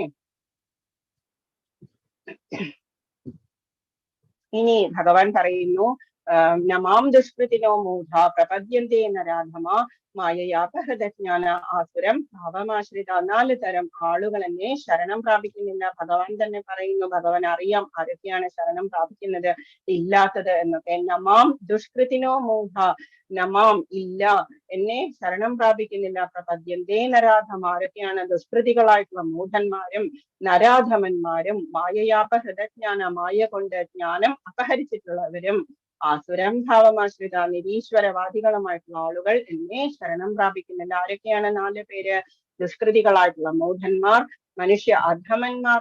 മനുഷ്യർ എന്ന് പറഞ്ഞാൽ തന്നെ കുറച്ചൊരു താഴെയാണ്, ദേവന്മാർക്കൊക്കെ താഴെയാണ്. അതിൽ തന്നെ അധമമായിട്ടുള്ള പ്രവൃത്തി ചെയ്യുന്നവരാണ് എന്ത്? മനുഷ്യാധമന്മാർ. മായ അപഹരിക്കപ്പെട്ട ജ്ഞാനത്തോടു കൂടിയവർ, മായ കൊണ്ട് ഞാനാണ് എല്ലാം എന്ന് വിചാരിക്കുന്നവർ, നിരീശ്വരനുമായ നിരീശ്വരവാദികളുമായിട്ടുള്ള ആളുകൾ എന്നെ ശരണം പ്രാപിക്കുന്നില്ല. 4 തരം ആളുകളാണ്. ആരൊക്കെയാണ്? മൂഢന്മാർ എന്ന് പറഞ്ഞാൽ കഴുതയാണ്, കഴുതയെ പോലെയുള്ളവര്. അവര് ജോലി ചെയ്തുകൊണ്ടേയിരിക്കും. ഡോബിയുടെ അടുത്തൊക്കെയുള്ള കഴുതകളാണെങ്കിലോ അവർക്ക് ഡ്രസ്സ് ഇടേണ്ട ആവശ്യം പോലും ഇല്ല കഴുതയ്ക്ക്, പക്ഷെ ധാരാളം ഡ്രസ്സ് മുകളിൽ കെട്ടിവെച്ചിട്ടുണ്ടാവും. ഭൂമി മുഴുവനും പുല്ലാണ്, പക്ഷെ അവര് വിചാരിക്കും ഈ ആള് തരുന്ന പുല്ല് മാത്രമേ എനിക്ക് ആശ്രയമുള്ളൂ എന്ന് വിചാരിക്കും. അതുപോലെയാണ് ചിലപ്പോൾ നമ്മളും. നമ്മൾക്ക് അറിയാം ഈ ഭൂമി മുഴുവനും ഫെസിലിറ്റീസ് ഉണ്ട്, എല്ലാം ഉണ്ട്. ഭഗവാൻ എല്ലാവർക്കും വേണ്ടിയിട്ടുള്ളതും വിശ്വംഭരനായിട്ടുള്ള ഭഗവാൻ എല്ലാവർക്കും വേണ്ടിയിട്ടുള്ളതും സൃഷ്ടിച്ചു വെച്ചിട്ടുണ്ട്. പക്ഷെ നമ്മൾ വിചാരിക്കും കുറച്ചൊരു ഇതില് മൂഢന്മാരായിട്ട് നമ്മൾ ജോലി ചെയ്തുകൊണ്ടേയിരിക്കും. അതിനനുസരിച്ച് റിട്ടേൺസ് ഇല്ലെങ്കിൽ കൂടി നമ്മളത് കഷ്ടപ്പെട്ട് ചെയ്തുകൊണ്ടിരിക്കും. നരാധമന്മാർ എന്ന് വെച്ചാൽ ഏറ്റവും വളരെ മോശമായിട്ടുള്ളത്. നരാധമന്മാർക്ക് പോലും ഭഗവത്ഗീത വായിച്ചുകൊണ്ട് മോക്ഷം നേടാം, പക്ഷേ അവർക്ക് അത് കേൾക്കാൻ പോലും ഇൻട്രസ്റ്റ് ഉണ്ടാവില്ല. ദുഷ്കൃതികൾ എന്ന് പറഞ്ഞാൽ മായയിൽ അപഹരിക്കപ്പെട്ട ജ്ഞാനത്തോട് കൂടിയവരാണ് അവര്. ബാക്കിയുള്ളവരെയും കൂടി അവര് വഴിതെറ്റിക്കും. അസുര സ്വഭാവികൾ, ഭഗവാൻ ഇല്ല എന്ന് പറയുന്നവരൊക്കെ അസുര സ്വഭാവികളാണ്, ഈ കലിയുഗത്തിലെ നാസ്തികരാണ്. ഇനി ആരാണ് ഭജിക്കുന്നത്? ചതുർവിധ ഭജന്തേ മാം ജനാദ് സുകൃതിനോർജുന. സുകൃതികളായിട്ടുള്ള 4 കൂട്ടരെന്നെ ഭജിക്കുന്നു അർജുന. ചതുർവിധ ഭജന്തേ മാം, 4 കൂട്ടരാണ് എന്നെ ഭജിക്കുന്നത്. ജനങ്ങൾ. സുകൃതിനോർജുന, സുകൃതികളായിട്ടുള്ള 4 കൂട്ടരാണ് എന്നെ അർജുന ഭജിക്കുന്നത്. ആർത്തനായിട്ടുള്ള ആള്, വളരെ ദുഃഖിതനായിട്ടുള്ള ഒരാള്. ജിജ്ഞാസു, ഭഗവാനെ കുറിച്ച് അറിയണം എന്നുള്ള ആള്. അർത്ഥാർത്ഥി, എന്തെങ്കിലും ഒരു പൊസിഷൻ വേണം എന്നുള്ള ആള്. ജ്ഞാനിയും. ഇങ്ങനെ 4 പേരാണ്. ആരൊക്കെയാണ്? ആർത്തോ, ദുഃഖിതനായിട്ടുള്ള ആള്. ജിജ്ഞാസു, ഭഗവാനെ കുറിച്ച് അറിയണം എന്നുള്ള ആള്. അർത്ഥാർത്ഥി, എന്തെങ്കിലും അർത്ഥമോ അല്ലെങ്കിൽ പണമോ പൊസിഷനോ വേണം എന്ന് പറഞ്ഞ് ധ്യാനിക്കുന്നവനും ജ്ഞാനിയും. ഇതിൽ ആരായിരിക്കും ഏറ്റവും ഉത്കൃഷ്ടമായിട്ടുള്ളത്? ജ്ഞാനിയാണ് ഏറ്റവും ഉത്കൃഷ്ടമായിട്ടുള്ളത്. അപ്പം ഹേ ഭാരതകുല ശ്രേഷ്ഠ, സുകൃതികളായ 4 കൂട്ടരാണ് ഇന്ന് ഭജിക്കുന്നത്. ദുഃഖിതൻ, ധനകാംക്ഷി, ജിജ്ഞാസു, പരമസത്യത്തെ അന്വേഷിക്കുന്ന ജ്ഞാനി. 4 പേര് ഭഗവാനെ ഭജിക്കാത്തവര്, 4 പേര് ഭഗവാനെ ഭജിക്കുന്നവർ. ഇത്രയും മനസ്സിലായോ? ഇനി നമ്മൾ ഓരോന്നായിട്ട് നോക്കാം. നമ്മൾക്ക് ഗജേന്ദ്ര മോക്ഷമാണ് ആദ്യം തന്നിരിക്കുന്നത്. ഗജേന്ദ്ര മോക്ഷം എന്ന് പറഞ്ഞാൽ നമ്മള് ഇന്ദ്രജിമ്നൻ എന്ന് പറഞ്ഞൊരു രാജാവ് ഉണ്ടായിരുന്നു. വളരെ ഭക്തിയുള്ള ഒരു രാജാവ്. ഏകാദശി വ്രതം ഒക്കെ വളരെ നന്നായിട്ട് ചെയ്തുകൊണ്ടിരുന്ന ആ രാജാവ് ഒരു ദിവസം ഏകാദശി വ്രതം കഴിഞ്ഞതിന് ശേഷം സമാധിയിൽ മെഡിറ്റേറ്റ് ചെയ്തുകൊണ്ടിരിക്കുന്ന സമയത്ത് അഗസ്ത്യ മഹർഷി, സാധാരണ ദുർവാസാവാണ് കയറി വരാറ്, ഇതില് വന്നത് അഗസ്ത്യ മഹർഷിയാണ്. എന്നിട്ട് പരിവാരങ്ങളോടുകൂടി കയറി വന്ന രാജകൊട്ടാരത്തില് ഭഗവാൻ രാജാവ് അനങ്ങിയില്ല. ആ സമയത്ത് ആനയെ പോലെ അനങ്ങാണ്ടിരിക്കുന്ന നീ ആന തന്നെയാകട്ടെ എന്ന് പറഞ്ഞ് അഗസ്ത്യ മഹർഷിയെ ശപിച്ചു. അപ്പം ഇന്ദ്രദ്യുമ്നൻ ശാപം സ്വീകരിച്ചു. തിരിച്ചു ശപിക്കാൻ പറ്റുമെങ്കിൽ കൂടി ശാപം സ്വീകരിച്ചതിന് ശേഷം നമസ്കരിച്ചു. അപ്പൊ ഭഗവാൻ വന്നിട്ട് നിന്നെ രക്ഷിച്ചോളും എന്ന് പറഞ്ഞ് അനുഗ്രഹിച്ചുകൊണ്ട് അഗസ്ത്യ മഹർഷിയും കൂട്ടരും തിരിച്ചുപോയി. അതേസമയം ഒരു മുതല, ഹൂഹു എന്ന ഗന്ധർവനാണ് ദേവല മഹർഷിയുടെ കാലൊക്കെ പിടിച്ച് വലിച്ചു. കുളിക്കാൻ പോയ സമയത്ത് തോർത്തൊക്കെ പിടിച്ച് വലിച്ചപ്പോഴേക്കും മുതലയെ പോലെ കാല് പിടിച്ച് വലിക്കുന്ന നീ മുതലയാകട്ടെ എന്ന് പറഞ്ഞ് ശപിച്ചു. അപ്പം അങ്ങനെയായ സമയത്ത് എന്ത് പറ്റി? ഈ ഗജേന്ദ്രൻ, ഇന്ദ്രജിമ്ന രാജാവ് ഗജേന്ദ്രനായിട്ട് കൂട്ടപർവ്വതത്തിന്റെ താഴ്വരയിലെ വളരെ ബ്യൂട്ടിയുള്ള വാലിയിൽ വന്ന് പിറന്നു. നല്ല താമരപ്പൂവിന്റെ വെള്ളമൊക്കെ സ്മെല്ലൊക്കെയുള്ള വെള്ളവും ഭംഗിയുള്ള താഴ്വര, നല്ല അന്തരീക്ഷം, വളരെയധികം പിടിയാനകളും ഈ ഗജേന്ദ്രനെ രാജാവായിട്ട് എല്ലാവരും കരുതിയിട്ടുമുണ്ട്. എന്നിട്ട് ധാരാളം പിടിയാനകളും കുട്ടികളും ഒക്കെ ആയിട്ട് എപ്പോഴും ഈ വെള്ളത്തിൽ വരും. എന്നിട്ട് കുടിക്കും, പിടിയാനകളെയൊക്കെ കുളിപ്പിക്കും. ഇതെല്ലാം ചെയ്ത് വളരെ എൻജോയ് ചെയ്ത് ജീവിച്ചിരുന്ന സമയത്ത് പ്രാരബ്ധവശാൽ എന്ത് സംഭവിച്ചു? ഈ മുതല വന്നിട്ട് ഈ ഹൂഹു എന്ന ഗന്ധർവൻ, അതിനും പ്രാരബ്ധമാണ്, എന്നിട്ട് വന്ന് ഈ ഗജേന്ദ്രന്റെ കാലിൽ കടിച്ചിട്ട് വലിക്കാൻ തുടങ്ങി. വലിക്കുന്ന സമയത്ത് കുറെയൊക്കെ പിടിയാനകളൊക്കെ നോക്കി, പക്ഷെ ആർക്കും രക്ഷിക്കാൻ സാധിച്ചില്ല. അവസാനം അവരൊക്കെ തിരിച്ചുപോയി, വളരെയധികം വിഷമിച്ചുകൊണ്ട് തിരിച്ചുപോയി. അപ്പം ഈ ആന എന്താ ചെയ്തത്? ആനയ്ക്ക് മൂക്കോളം മുങ്ങി, വെള്ളത്തിൽ കിടന്ന് മൂക്കോളം മുങ്ങിയ സമയത്ത് ഭഗവാനെ കഴിഞ്ഞ ജന്മമൊക്കെ ഓർമ്മ വന്നു, പഠിച്ചതൊക്കെ ഓർമ്മ വന്നു. ആ സമയത്ത് നിന്ന് നാരായണാഖില ഗുരു ഭഗവാൻ നമസ്തേ എല്ലാ ധ്യാന ശ്ലോകങ്ങളും ചൊല്ലാൻ തുടങ്ങി. എന്നിട്ട് ഭഗവാൻ ഓടി വന്നു. ആ സമയത്ത് ഭഗവാൻ ഓടി വന്നിട്ട് ഈ ഗരുഡന്റെ പുറത്ത്, മനസ്സിന്റെ വേഗമാണ് ഗരുഡന്, ആ വേഗത്തിൽ ഓടി വന്നു. ശ്രീഹരി എന്ന അവതാരത്തിന്റെ പേര് ഭഗവാന്റെ ആ ഒരു ഇതിന്റെ. എന്നിട്ട് ഭഗവാൻ വരുന്നത് കണ്ടിട്ട് എന്താ ലാസ്റ്റ് മൊമെന്റിൽ നമ്മൾക്കൊക്കെ വേണം എന്ന് പറയുന്ന ആ നാരായണ സ്മൃതി ആ ഗജേന്ദ്രനുണ്ടായി. എന്നിട്ട് ഗജേന്ദ്രൻ താഴെ കിടന്നിരുന്ന പുഷ്പമെടുത്തു, താമരപ്പൂവെടുത്തിട്ട് നാരായണാഖില ഗുരു ഭഗവാൻ നമസ്തേ എന്ന് പറഞ്ഞുകൊണ്ട് നമസ്കരിച്ചു ഭഗവാനെ. ഭഗവാൻ എന്ത് ചെയ്തു? ആദ്യം തന്നെ മുതലയ്ക്കാണ് ഇത് കൊടുത്തത്. ചക്രം എടുത്തിട്ട് മുതലയുടെ കഴുത്തറുത്തു. മുതല ഭഗവാനെ ധ്യാനിച്ചുകൊണ്ട് ഗന്ധർവ ലോകത്തേക്ക് പോയി. എന്നിട്ട് ആനയെ ഭഗവാന്റെ അതേ രൂപം കൊടുത്തിട്ട് വിമാനത്തിൽ കയറ്റിയിട്ട് ഭഗവാൻ കൊണ്ടുപോയി. അത്രത്തോളം ഭാഗ്യമാണ് മുതലയ്ക്കും സംഭവിച്ചത്. മുതലയ്ക്ക് എന്താ ഫസ്റ്റ് കൊടുത്തത് മോക്ഷം എന്താന്ന് വെച്ചാല് ഭഗവാന്റെ ഭക്തന്റെ കാലിലാണ് അത് ശരണം പ്രാപിച്ചിരിക്കുന്നത്. അതുകൊണ്ടാണ് ആദ്യം തന്നെ ഭഗവാൻ മുതലയ്ക്ക് മോക്ഷം കൊടുത്തത്. രണ്ടാമത്തേത് നമുക്കറിയാം, പീരീഡ്സിന്റെ ടൈമാണ്. എന്നിട്ട് കൂടി ചൂതുകളിയിൽ തോറ്റു. ഭർത്താക്കന്മാരെന്നൊക്കെ പറഞ്ഞ് ദ്രൗപദി ദേവി എന്ത് ചെയ്തു? വലിച്ചിഴച്ചുകൊണ്ട് വന്നു ദുശാസനൻ. എന്നിട്ട് ദ്രൗപദി ദേവി ശരണാഗതി നമസ്കാരം 2 കൈയും ഉയർത്തിക്കൊണ്ട് ചെയ്യുന്ന നമസ്കാരമാണ് ശരണാഗതി നമസ്കാരം. ശരണാഗതി നമസ്കാരം ചെയ്തു ഗോവിന്ദ എന്ന് വിളിച്ചു. അപ്പോഴേക്കും ഭഗവാൻ എന്ത് ചെയ്തു? ദുഃഖിത എന്ന് പറഞ്ഞ അവസ്ഥയാണ്, ആർത്തോ എന്ന അവസ്ഥയിലാണ് ഈ 2 പേരും. അപ്പോ ഭഗവാനെ വിളിച്ചപ്പോ ഭഗവാൻ എന്താ ചെയ്തത്? ധാരാളം വസ്ത്രം കൊടുത്തിട്ട് മാനം രക്ഷിച്ചു, ദ്രൗപദിയെ രക്ഷിച്ചു. മൂന്നാമത്തെ പിക്ചറിൽ കാണുന്നത് വ്യാസദേവന്റെ വീടാണ്. വ്യാസദേവന്റെ ഭാര്യ വാട്ടിക ഗർഭിണിയാണ്, 16 വർഷമായി ഉള്ളില് ശുകദേവൻ ഇരിക്കുന്നു, വരണില്ല പുറത്തേക്ക്. അപ്പോ ഭഗവാൻ വന്നിട്ട് നമ്മളത് നെക്സ്റ്റ് ഒരു ഡേ നമ്മൾ കുറച്ചും കൂടി ഡീറ്റെയിൽഡ് ആയിട്ട് പറയും. ജസ്റ്റ് ഇപ്പൊ നമ്മൾക്ക് ഈ ഇത് ജ്ഞാനി എന്ന ഇതിലാണ് ശുകദേവൻ പെടുന്നത്. അപ്പം ഭഗവാൻ ഭാഗവതം പ്രചരിപ്പിക്കാൻ വേണ്ടിയിട്ടാണ് നിന്റെ ജനനം എന്ന് പറഞ്ഞുകൊണ്ട് ഭഗവാൻ സ്വയം വന്നിട്ട് വിളിക്കുകയാണ് ശുകദേവനെ, വ്യാസദേവന്റെ ഭാര്യയായിട്ടുള്ള വാട്ടികയുടെ ഉദരത്തിലുള്ള കുഞ്ഞിനെ. എന്നിട്ട് ശുകദേവൻ പുറത്തേക്ക് വന്നു, 16 വയസ്സുള്ള ആ ശിശുവായിട്ട് തന്നെ പുറത്തേക്ക് വന്നു. എന്നിട്ട് ഭാഗവതം പ്രചരിപ്പിച്ചു. ആ ഭാഗവതം പ്രചരിപ്പിച്ചത് തന്നെയാണ് ഇവിടെ നെക്സ്റ്റ് ഉള്ളത്. ജിജ്ഞാസുവായിട്ടുള്ള പരീക്ഷിത്ത മഹാരാജാവ് ഒരു ദിവസം ഹണ്ടിങ്ങിന് പോയി. ഇത് അഭിമന്യുവിന്റെ മകനാണ്, ഭഗവാൻ രക്ഷിച്ചിട്ടുള്ളതാണ് ഉത്തരയുടെ ഉദരത്തിൽ വെച്ചിട്ട്. ആ സമയത്ത് പരീക്ഷിത്ത മഹാരാജാവ് പാണ്ഡവരുടെ ഇതാണ് ഗ്രാൻഡ് സൺ ആണ്.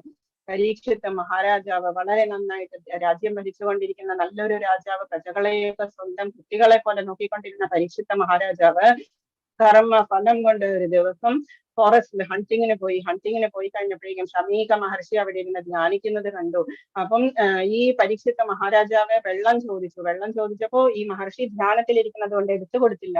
അപ്പം എന്ത് ചെയ്തു? അവിടെ ഉണ്ടായിരുന്ന ഒരു സത്ത പാമ്പിനെ എടുത്തിട്ട് ശമീക മഹർഷിയുടെ കഴുത്തിലിട്ടിട്ട് പരീക്ഷിത്ത മഹാരാജാവ് രാജകൊട്ടാരത്തിലേക്ക് പോയി. അപ്പൊ ശൃംഗി എന്ന് പറഞ്ഞ ശമീക മഹർഷിയുടെ മകൻ ടീനേജർ ആണ്.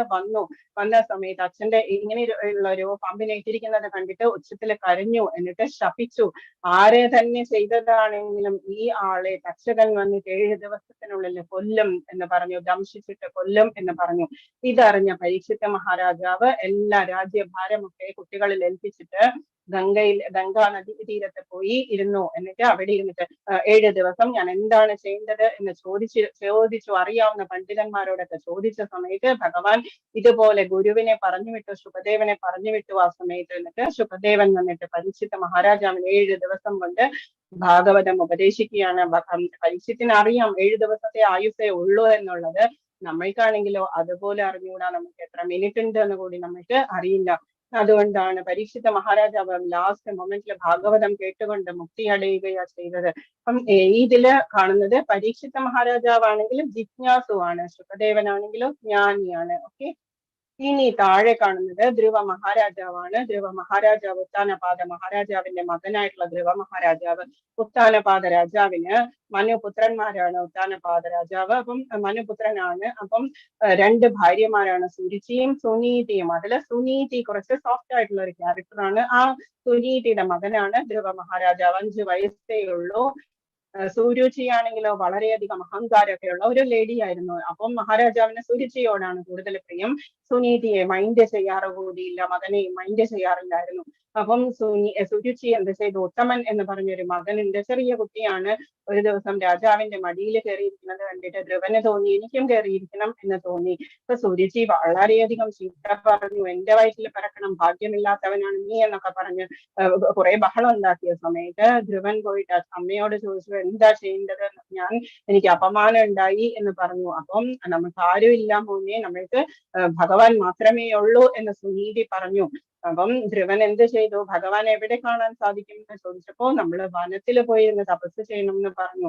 അങ്ങനെ ധ്രുവൻ പോകുന്നു വനത്തിലേക്ക്, മധുവനം എന്ന് പറഞ്ഞു അവിടേക്ക് പോകുന്നു. നാരദ മഹർഷിയും ധാരാളം മഹർഷിമാരും പിന്തിരിപ്പിക്കാൻ നോക്കിയിട്ടും ധ്രുവ മഹാരാജാവ് കഴിക്കാതെ പോയി. എന്നിട്ട് നാരദർ അവസാനം ഓം നമോ ഭഗവതേ വാസുദേവായ എന്ന മന്ത്രം കൊടുത്തു.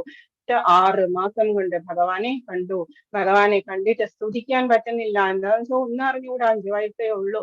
അപ്പം ഭഗവാൻ എന്ത് ചെയ്തു? ശംഖ് എടുത്തിട്ട് ധ്രുവന്റെ കവിളിൽ ഒന്ന് തൊട്ടു. ആ സമയത്ത് സരസ്വതി ദേവി ആ ശംഖിലൂടെ ധ്രുവന്റെ നാവിലേക്ക് വന്നു. എന്നിട്ട് ധ്രുവൻ ചൊല്ലിയതാണ് യോണ്ട പ്രവിശ്യം അമവാചമിമാം പ്രസുപ്തം. ഭാഗവതത്തിലെ ശ്ലോകമാണ്. അപ്പം എനിക്ക് ഈ ചലിക്കാനുള്ള ശക്തിയും സംസാരിക്കാനുള്ള ശക്തിയും എനിക്കിപ്പോഴുള്ള പ്രാണന്റെ ശക്തിയും എല്ലാം തന്നിരിക്കുന്ന ഭഗവാനെ പ്രാണാന്നമോ ഭഗവതേ പുരുഷായ തുഭ്യം എന്ന് പറഞ്ഞുകൊണ്ട് തൊഴുതു ധ്രുവ മഹാരാജാവ്. അപ്പം ധ്രുവ മഹാരാജാവ് ആരാണ്? അർത്ഥാർത്ഥി എന്ന ഒരു പൊസിഷൻ അന്വേഷിക്കുന്ന ആളാണ്. രണ്ടാമത് ഈ നെക്സ്റ്റ് പിക്ചർ നമുക്കറിയാം, സുഗ്രീവ സഖ്യം അർത്ഥാർത്ഥിയാണ്. ബാലിയിൽ നിന്ന് രാജ്യം ഭാര്യയും തിരിച്ചു തരണം എന്ന് പറഞ്ഞ് സുഗ്രീവ സഖ്യം രാമചന്ദ്രനോട് പറയുന്നത് അർത്ഥാർത്ഥി. ലാസ്റ്റ് പിക്ചറിൽ നമ്മൾ പറഞ്ഞിട്ടുള്ള സ്റ്റോറിയാണ്, നൈമിഷാരണ്യത്തിലെ സൂതദേവൻ ഇരുന്ന് ഭാഗവതം ഉപദേശിച്ച് ശൗനകാദി മഹർഷികൾക്ക് ഉപദേശിച്ചു കൊടുത്തതാണ്. അവരാരാണ്? അവര് ജിജ്ഞാസുവാണ്. അവര് 1000 വർഷം നീണ്ടു നിൽക്കുന്ന യാഗം ചെയ്തു. ദേവന്മാർ അമൃത കുംഭം കൊണ്ടുവന്ന സ്റ്റോറി ഞാൻ പറഞ്ഞിട്ടുണ്ടായിരുന്നു. അതാണ് ലാസ്റ്റ് പിക്ചറിൽ. ഇത്രയും ഡീറ്റെയിൽഡ് ആയിട്ട് മനസ്സിലായോ? ഹരേ കൃഷ്ണ. നെക്സ്റ്റ്, ബഹൂനാം ജന്മനാം വന്ദേ ജ്ഞാനവാൻ മാം പ്രപദ്യതേ വാസുദേവ സർവമിതി സമഹാത്മാ സുദുർലഭഃ. അസംഖ്യം ജനന മരണങ്ങൾക്കു ശേഷം ജ്ഞാനവാനായിട്ടുള്ള ഒരു വ്യക്തി, സർവജ്ഞനാണ്, കാരണങ്ങൾക്കും കാരണഭൂതനും സർവവ്യാപിയും എന്ന് മനസ്സിലാക്കി എന്നെ അവർ ശരണം പ്രാപിക്കുന്നു. അപ്രകാരമുള്ള മഹാത്മാക്കൾ വളരെ വിരളമാണ്. ഭഗവാൻ തന്നെ പറയുന്നു, ഇങ്ങനെ എന്നെ തന്നെ ശരണം എന്ന് വിചാരിക്കുന്ന ആളുകളൊക്കെ വളരെ കുറവാണ്. ഗോപിമാരൊക്കെ അങ്ങനെ ശരണം പ്രാപിച്ചിട്ടുള്ളവർ, അവർക്കൊന്നും വേണ്ട, കൃഷ്ണനിൽ നിന്ന് അവർക്കൊന്നും വേണ്ട, സമ്പത്ത് വേണ്ട, നല്ല നല്ല വീടുകൾ വേണ്ട, ഒന്നും വേണ്ട. എന്ത് വേണം? കൃഷ്ണനെ മാത്രം മതി. അതാണ് ഭാവം. വാസുദേവ സർവമിതി എന്ന് പറയുന്ന ഭാവം. നമുക്ക് കൃഷ്ണനെ മാത്രം മതി, കൃഷ്ണനിൽ നിന്ന് നമ്മൾക്കൊന്നും വേണ്ട. അങ്ങനെയുള്ള ഭാവമാണ് നമുക്ക് വേണ്ടത്. ഇപ്പോഴുള്ളതൊക്കെ എനിക്ക് ഭഗവാൻ തന്നിട്ടുള്ളത് തന്നെ, ഞാൻ അർഹിക്കാത്തതാണ് ഭഗവാനെ എന്നുള്ള ഭാവത്തിൽ വേണം നമ്മൾ ഭഗവാനെ സ്മരിക്കാൻ. ദീനഭാവമാണ് നമുക്ക് വേണ്ടത്, ദൈന്യ ഭാവം. ഭഗവാൻ ഇല്ലാതെ വേറൊരു ശരണമില്ല എന്നുള്ള ഭാവമുണ്ടെങ്കിൽ മാത്രമേ ഭഗവാൻ നമ്മളെ മൈൻഡ് ചെയ്യുള്ളൂ. ബഹൂനാം ജന്മനാം വന്ദേ, എത്രയോ ജന്മങ്ങൾക്ക് ശേഷം ജ്ഞാനവാൻമാം പ്രപദ്യത, ഒരാളായിരിക്കും ജ്ഞാനവാനായിട്ട് ജനിക്കുന്നത്. വാസുദേവ സർവമിതി സമഹാത്മാ സുദുർലഭഃ. വാസുദേവ സർവമിതി എന്ന് പറഞ്ഞ് ജീവിക്കുന്ന ആളുകൾ വളരെ വിരളമാണ്, ഭഗവാൻ തന്നെ പറഞ്ഞിരിക്കുന്നു. അപ്പം ഇനി ഭഗവാൻ പറയുന്നു 7.20 കാമേസ്തേ ഹൃദജ്ഞാന പ്രപദ്യന്യേ അന്യദേവത തം തം നിയമമാസ്തായ പ്രകൃത്യ നിയതാ സ്വയ. അന്യദേവതകളെ ആരാണ് തൊഴുക? ഭൗതിക അഭിലാഷങ്ങളല്ല പരിഹരിക്കപ്പെട്ട ജ്ഞാനത്തോടു കൂടിയവർ ദേവന്മാരെ ശരണം പ്രാപിക്കുന്നു. കല്യാണമൊന്നും ആയിട്ടില്ലെങ്കിൽ ആരെങ്കിലും പറയും തിങ്കളാഴ്ച വ്രതെടുക്കൂ, മഹാദേവനെ പോയി തൊഴൂ എന്നൊക്കെ പറയും. എന്താണ് അതിലൊക്കെ ബ്രഹ്മാവ് തരുന്നതും മഹാദേവൻ തരുന്നതും വിഘ്നേശ്വരൻ തരുന്നതും ഒക്കെ എന്താണ്? ഈ ജന്മം കൊണ്ട് തീരുന്ന അനുഗ്രഹങ്ങളാണ്. ഭഗവാനാണെങ്കിലോ നമ്മളെ തിരിച്ച് ഗോലോകത്തേക്ക് വരെ തിരിച്ചു കൊണ്ടുപോകും വരെ ഭഗവാന് വിശ്രമമില്ല. എന്ന് ആലോചിച്ച് നോക്കൂ. ഈ ദേവന്മാരൊക്കെ ശിവനെ ശരണം പ്രാപിച്ചിട്ടുള്ള രാവണൻ എന്താ ഉണ്ടായത്?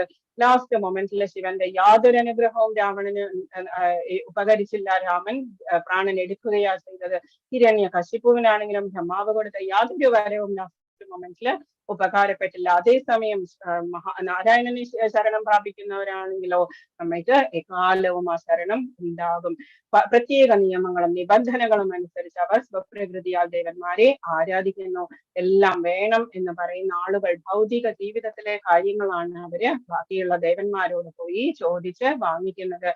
യക്ഷരക്ഷന്മാരെയൊക്കെ രാജസ പ്രകൃതിയുള്ളവര് ഈ കുബേരനെയൊക്കെ പോയി തൊഴും. ദീപാവലിയുടെ ദിവസം വലിയ വലിയ സ്വർണ്ണ നാണയങ്ങളൊക്കെ വെച്ച് പൂജിക്കും. ഇനിയും വർദ്ധിക്കണം സമ്പത്ത് എന്നതിന് വേണ്ടിയിട്ട്. എന്താണ് സമ്പത്ത്? ലാസ്റ്റ് മൊമെന്റ് വരെയേ ഉള്ളൂ അതിന്റെ ആവശ്യം.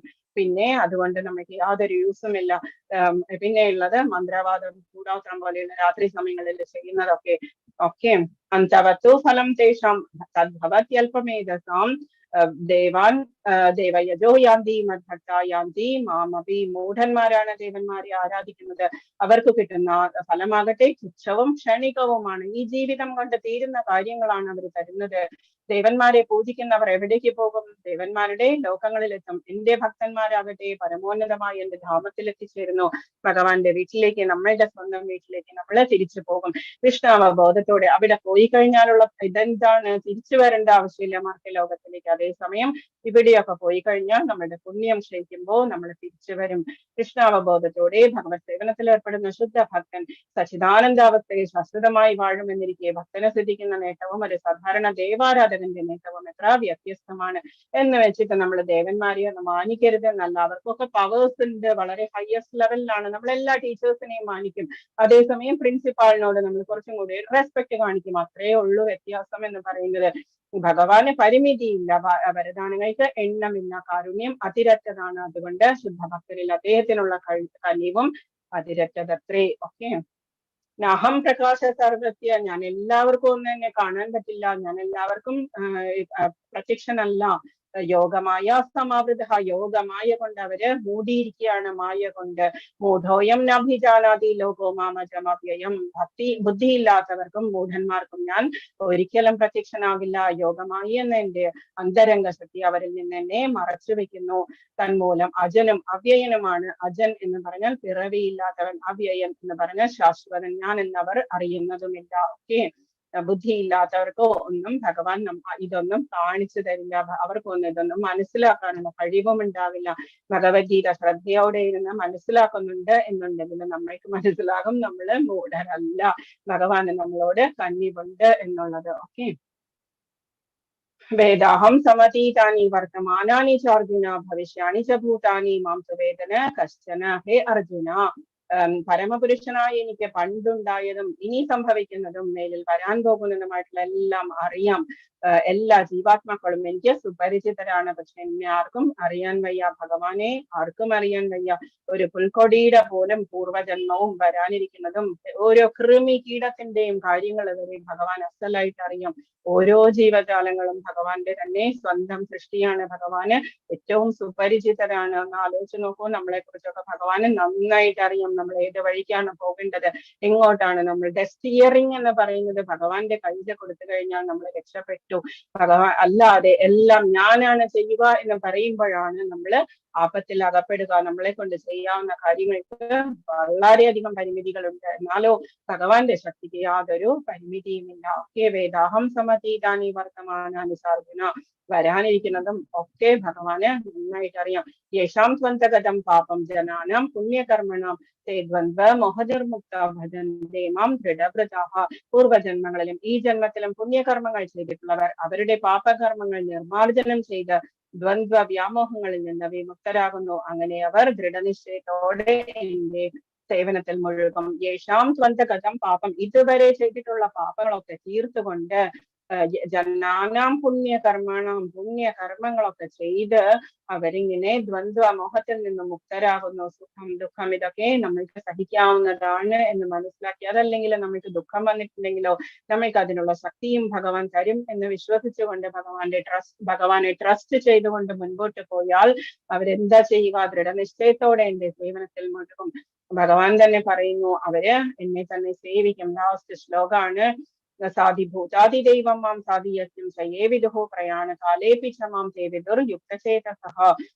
ലാസ്റ്റ് പറഞ്ഞിരിക്കുന്നു, ഭഗവാൻ കുറെ വേർഡ്സ് പറയുന്നുണ്ട് ഇതില്. അതിഭൂതം, അതിയജ്ഞം, ഇതൊക്കെ നമ്മൾ നാളെ കാണും. നാളെ ഇതില് അർജുനൻ ഈ സെയിം ക്വസ്റ്റ്യൻസ് ഒക്കെ ഭഗവാനോട് ചോദിക്കും. എന്നെ അറിയുകയും എപ്പോഴും എന്നെ കുറിച്ചുള്ള ബോധം പുലർത്തുകയും ചെയ്യുന്നവർ ഭൗതിക പ്രപഞ്ചങ്ങളുടെയും ദേവന്മാരുടെയും സർവ്വയജ്ഞങ്ങളുടെയും നിയന്താവുമായിട്ടുള്ള ഭഗവാനാണ് ഞാൻ എന്നറിയുന്നവർ മരണസമയത്ത് പോലും എന്നെ സ്മരിക്കും. അപ്പം ലാസ്റ്റ് മൊമെന്റിലും എന്നെ സ്മരിക്കേണ്ടത് എങ്ങനെയാണ് എന്നുള്ളതാണ് ഭഗവാൻ നാളെ പറയാൻ പോകുന്നത്. അപ്പം ഇന്ന് ഭഗവാൻ ജസ്റ്റ് ഒരു ഹിന്റ് തന്നിരിക്കുന്നു, ഞാൻ ഇതാണ് നാളെ പറയാൻ പോകുന്നത്. അപ്പം അർജുനൻ ചോദിക്കും, എങ്ങനെയാണ് മരണസമയത്ത് ഭഗവാനെ നിന്നെ ആലോചിക്കാൻ കഴിയുക എന്നുള്ളത്. സാധിഭൂതാദിയ ദൈവം മാം സാധിയജ്ഞം സയേവിദുഹോ. ഇതൊക്കെ ഇതിനെ കുറിച്ചൊക്കെ അറിയുന്നവരും ജ്ഞാനം പുലർത്തുകയും ചെയ്യുന്നവർക്ക് മരണസമയത്ത് പോലും ഭഗവാനെ ധ്യാനിക്കാൻ കഴിയും എന്നുള്ളത് പറഞ്ഞിട്ടാണ് ഭഗവാൻ ഈ 7th ജ്ഞാന വിജ്ഞാന യോഗം എന്ന 7th lesson തീർത്തിരിക്കുന്നത്. Okay, Hare Krishna Krishna Krishna Hare Hare, Hare Rama Rama Rama Hare ഹരേ. ഇതായിരുന്നു ഇന്നത്തെ 7th ലെസൺ. അപ്പൊ എന്തെങ്കിലും ഡൗട്ട്സ് ഉണ്ടെങ്കിൽ ചോദിക്കാം. ഹരേ Rama Rama Rama Hare Hare, Hare Krishna Krishna Krishna.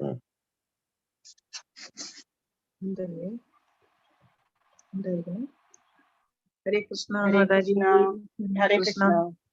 Hare Hare Krishna Krishna. Mataji. Hare Krishna. Hare Krishna Mataji. Hare Krishna. Hare Krishna. One second. Hare Krishna.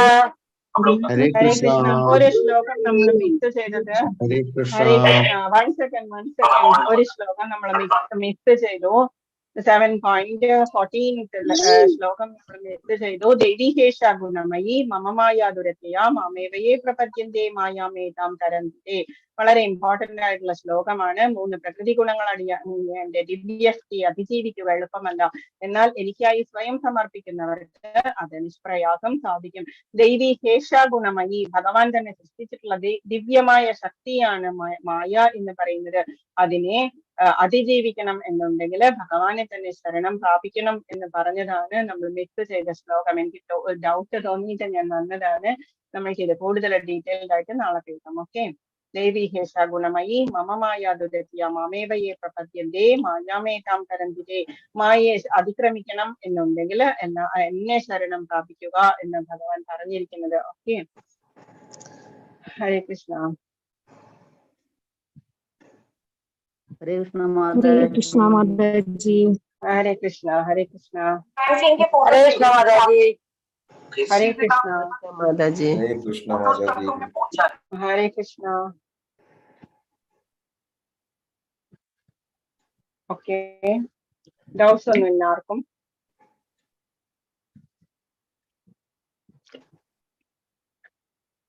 ഹരേ കൃഷ്ണ മാതാജി. എല്ലാം മനസ്സിലായോ? കുഴപ്പമില്ല, മനസ്സിലായിക്കൊണ്ട് വരുന്നു മാതാജി.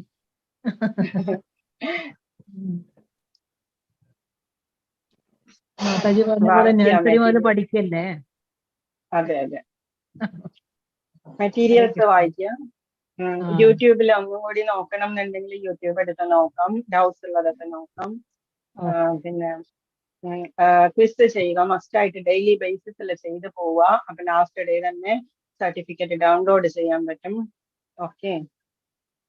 എന്തെങ്കിലും ഡൗട്ട്സ് ഉണ്ടെങ്കിൽ ഗ്രൂപ്പിൽ ചോദിക്കാം, അതല്ലെങ്കിൽ എന്റെ നമ്പറിലേക്ക് ചോദിക്കാം. ഓക്കെ. ഹരേ കൃഷ്ണ. സ്റ്റോപ്പ് ചെയ്യാം നമുക്ക്. ഡൗട്ട്സ് ഒന്നുമില്ലെങ്കിൽ. ഹരേ കൃഷ്ണ ഹരേ മാതാജി. കൃഷ്ണ. ഹരേ ഞാനൊരു കൃഷ്ണ. ഒന്ന് ചോദിച്ചു. പറഞ്ഞോ. ഞാൻ ഒരു പ്രാവശ്യം കിസ് ചെയ്തിട്ടുണ്ടായിരുന്നു, പക്ഷെ രണ്ടാമത് ചെയ്യണമെന്നുണ്ടോ? ഇല്ലല്ലോ. അതങ്ങനെയല്ല. നമ്മൾക്കിപ്പോ ഫുൾ മാർക്ക് കിട്ടിയിട്ടില്ലാന്ന് നമുക്ക് വിഷമം തോന്നുന്നുണ്ടെങ്കിൽ നമ്മൾക്ക് ഒന്നും കൂടി മെറ്റീരിയൽസ് നോക്കിയിട്ട് നമ്മൾക്ക് വേണമെങ്കിൽ അത് റിപ്പീറ്റ് ചെയ്യാം. അന്ന് എനിക്ക് 90% കിട്ടിയിട്ടുണ്ടായിരുന്നു. അപ്പൊ പിന്നെ ഇനി വേണമെന്നില്ല, നമ്മൾ പഠിച്ചു പോയാൽ മാത്രം മതി. ഡൗൺലോഡ് അതേ ലിങ്ക് ചെയ്ത് കഴിഞ്ഞാൽ, ക്വിസ് ചെയ്ത് കഴിഞ്ഞാൽ തന്നെ നമുക്ക് ലാസ്റ്റ് ക്വിസ് കഴിയുമ്പോ തന്നെ അത് അവിടെ തന്നെ ഡൗൺലോഡ് ചെയ്യാൻ സാധിക്കും. നമ്മൾക്ക് അത് കിട്ടും. അതിലും തന്നെ പേടിക്കാന്ന് വേണ്ട. അതുകൊണ്ടാണ് ചോദിക്കുന്നത്, രണ്ടാമതും ചെയ്യണോ? ഇല്ല, മാർക്ക് കുറഞ്ഞിട്ടുണ്ടെങ്കിൽ നമുക്ക് വേണമെങ്കിൽ റിപ്പീറ്റ് ചെയ്യാം. അത്രേ ഉള്ളൂ. അത് അവിടെ തന്നെ ഓപ്ഷൻ ഉണ്ട്, റിപ്പീറ്റ് ചെയ്യാനുള്ള ഓപ്ഷൻ ഉണ്ടാകും. ചെയ്താൽ ഹരേ കൃഷ്ണ മാതാജി. ഹരേ കൃഷ്ണ. ഹരേ കൃഷ്ണ മാതാജി. ഡൗട്ട്സ് എന്തെങ്കിലും ആണോ? ഹരേ കൃഷ്ണ മാതാജി. ഒരു ചെറിയൊരു ഡൗട്ട് ആയിരുന്നു. പറഞ്ഞോളൂ. നമ്മളുടെ ഈ ഹരേ കൃഷ്ണ മന്ത്രം ചൊല്ലുമ്പം നമ്മള് എപ്പോഴും ഹരേ കൃഷ്ണ സ്റ്റാർട്ട് ചെയ്യണമെന്ന് പറയുന്നത് എന്തുകൊണ്ടാണ്? അത് ഞാൻ ഹരേ രാമ ചെയ്യാൻ പാടില്ലാത്ത എന്താന്നാണോ ചോദിക്കുന്നത്? അതെ അതെ. അതെന്താന്ന് വെച്ചാല് ഹരേ കൃഷ്ണ മഹാമന്ത്രം എന്ന് പറഞ്ഞത് നമ്മൾക്ക് തന്നിട്ടുള്ളത് ശ്രീകൃഷ്ണ ചൈതന്യ മഹാപ്രഭുവാണ്. ഇസ്കോണിന്റെ ഗുരുവായിട്ടുള്ള ശ്രീകൃഷ്ണ ചൈതന്യ മഹാപ്രഭു. അതെന്താ ഹരേ കൃഷ്ണ ആദ്യം കൊണ്ടുവന്നത് എന്ന് വെച്ചാല്, ആദ്യം ഹരേ രാമ വെച്ചിട്ടുള്ള മന്ത്രം ഉപനിഷത്തുകളിലും വേദങ്ങളിലും ഉള്ളതാണ്. അത് നമ്മൾ കുളിക്കുന്നതിന് മുൻപ് അല്ലെങ്കിൽ നമ്മൾ ഏതെങ്കിലും സമയത്തൊക്കെ നമ്മൾ ചൊല്ലിക്കൂടാ. സ്ത്രീകൾക്ക് അശുദ്ധിയുള്ള സമയത്ത് ചൊല്ലിക്കൂടാ. അപ്പം ഹരേ കൃഷ്ണ എന്നുള്ളത് ആദ്യം കൊണ്ടുവന്നത് ചേഞ്ച് ചെയ്തപ്പോഴേക്കും അത് ഒരു നാമസ്മരണയായിട്ട് മാറി. അപ്പൊ നാമസ്മരണ നമുക്ക് ഏത് നേരവും ചെയ്യാം. ഞാൻ പറഞ്ഞല്ലോ, ദ്രൗപദി പീരീഡ്സിന്റെ സമയത്ത് ഗോവിന്ദ എന്ന് വിളിച്ചിട്ട് ഭഗവാൻ വന്നത്. കുറൂരമ്മയുടെ സ്റ്റോറി നമ്മൾ പറഞ്ഞതാണ്. അപ്പം നമുക്ക് അശുദ്ധിയുള്ള സമയത്തും ഭഗവാനെ സ്മരിക്കാൻ വേണ്ടി, ഈസി ആക്കാൻ വേണ്ടിയിട്ടാണ് ആ ഒരു സിസ്റ്റം കൊണ്ടുവന്നിരിക്കുന്നത്. ഹരേ കൃഷ്ണ എന്ന് പറയുമ്പോൾ നമ്മൾക്ക് അതേത് നേരവും ചൊല്ലാം, ഏത് ഡയറക്ഷനിൽ നോക്കിയിരുന്നും ചൊല്ലാം എന്നുള്ളതിന് വേണ്ടിയിട്ടാണ്. ഓക്കെ. അത് ജസ്റ്റ് നാമസ്മരണയാക്കിയിരിക്കുക. ഓക്കെ മാതാജി, മനസ്സിലായി മാതാജി. ഹരേ കൃഷ്ണ. ഹരേ കൃഷ്ണ. അപ്പൊ നമുക്ക് അതിന്റെ ചെയ്യാം. ഇന്ന് ആ ദൈവികേശ ഗുണമയി അത് നാളെ ഒന്ന് ഓർമ്മിപ്പിക്കുക. ഞാനത് കുറച്ചും കൂടി ഡീറ്റെയിൽഡ് ആയിട്ട് പറഞ്ഞു തരാം നാളത്തെ ക്ലാസ്സിൽ. ഓക്കെ, ഞാൻ ഇന്ന് അത് മിസ്സായി. ഓക്കെ, ഹരേ കൃഷ്ണ കൃഷ്ണ കൃഷ്ണ ഹരേ ഹരേ, ഹരേ രാമ രാമ രാമ രാമ ഹരേ ഹരേ, ഹരേ കൃഷ്ണ കൃഷ്ണ കൃഷ്ണ ഹരേ ഹരേ, ഹരേ രാമ രാമ രാമ ഹരേ ഹരേ, ഹരേ കൃഷ്ണ കൃഷ്ണ കൃഷ്ണ ഹരേ ഹരേ, ഹരേ രാമ രാമ രാമ രാമ ഹരേ ഹരേ. ഹരേ കൃഷ്ണ. ഹരേ കൃഷ്ണ മാതാജി. ഹരേ കൃഷ്ണ everybody. ഹരേ കൃഷ്ണ. ഹരേ കൃഷ്ണ മാതാജി. ഹരേ കൃഷ്ണ. ഹരേ കൃഷ്ണ. ഹരേ കൃഷ്ണ. ഹരേ കൃഷ്ണ മാതാജി. ഹരേ കൃഷ്ണ. ഹരേ കൃഷ്ണ. വൈൻഡപ്പ് ചെയ്യാനേ. ഹരേ കൃഷ്ണ മാതാജി. ഹരേ കൃഷ്ണ മാതാജി.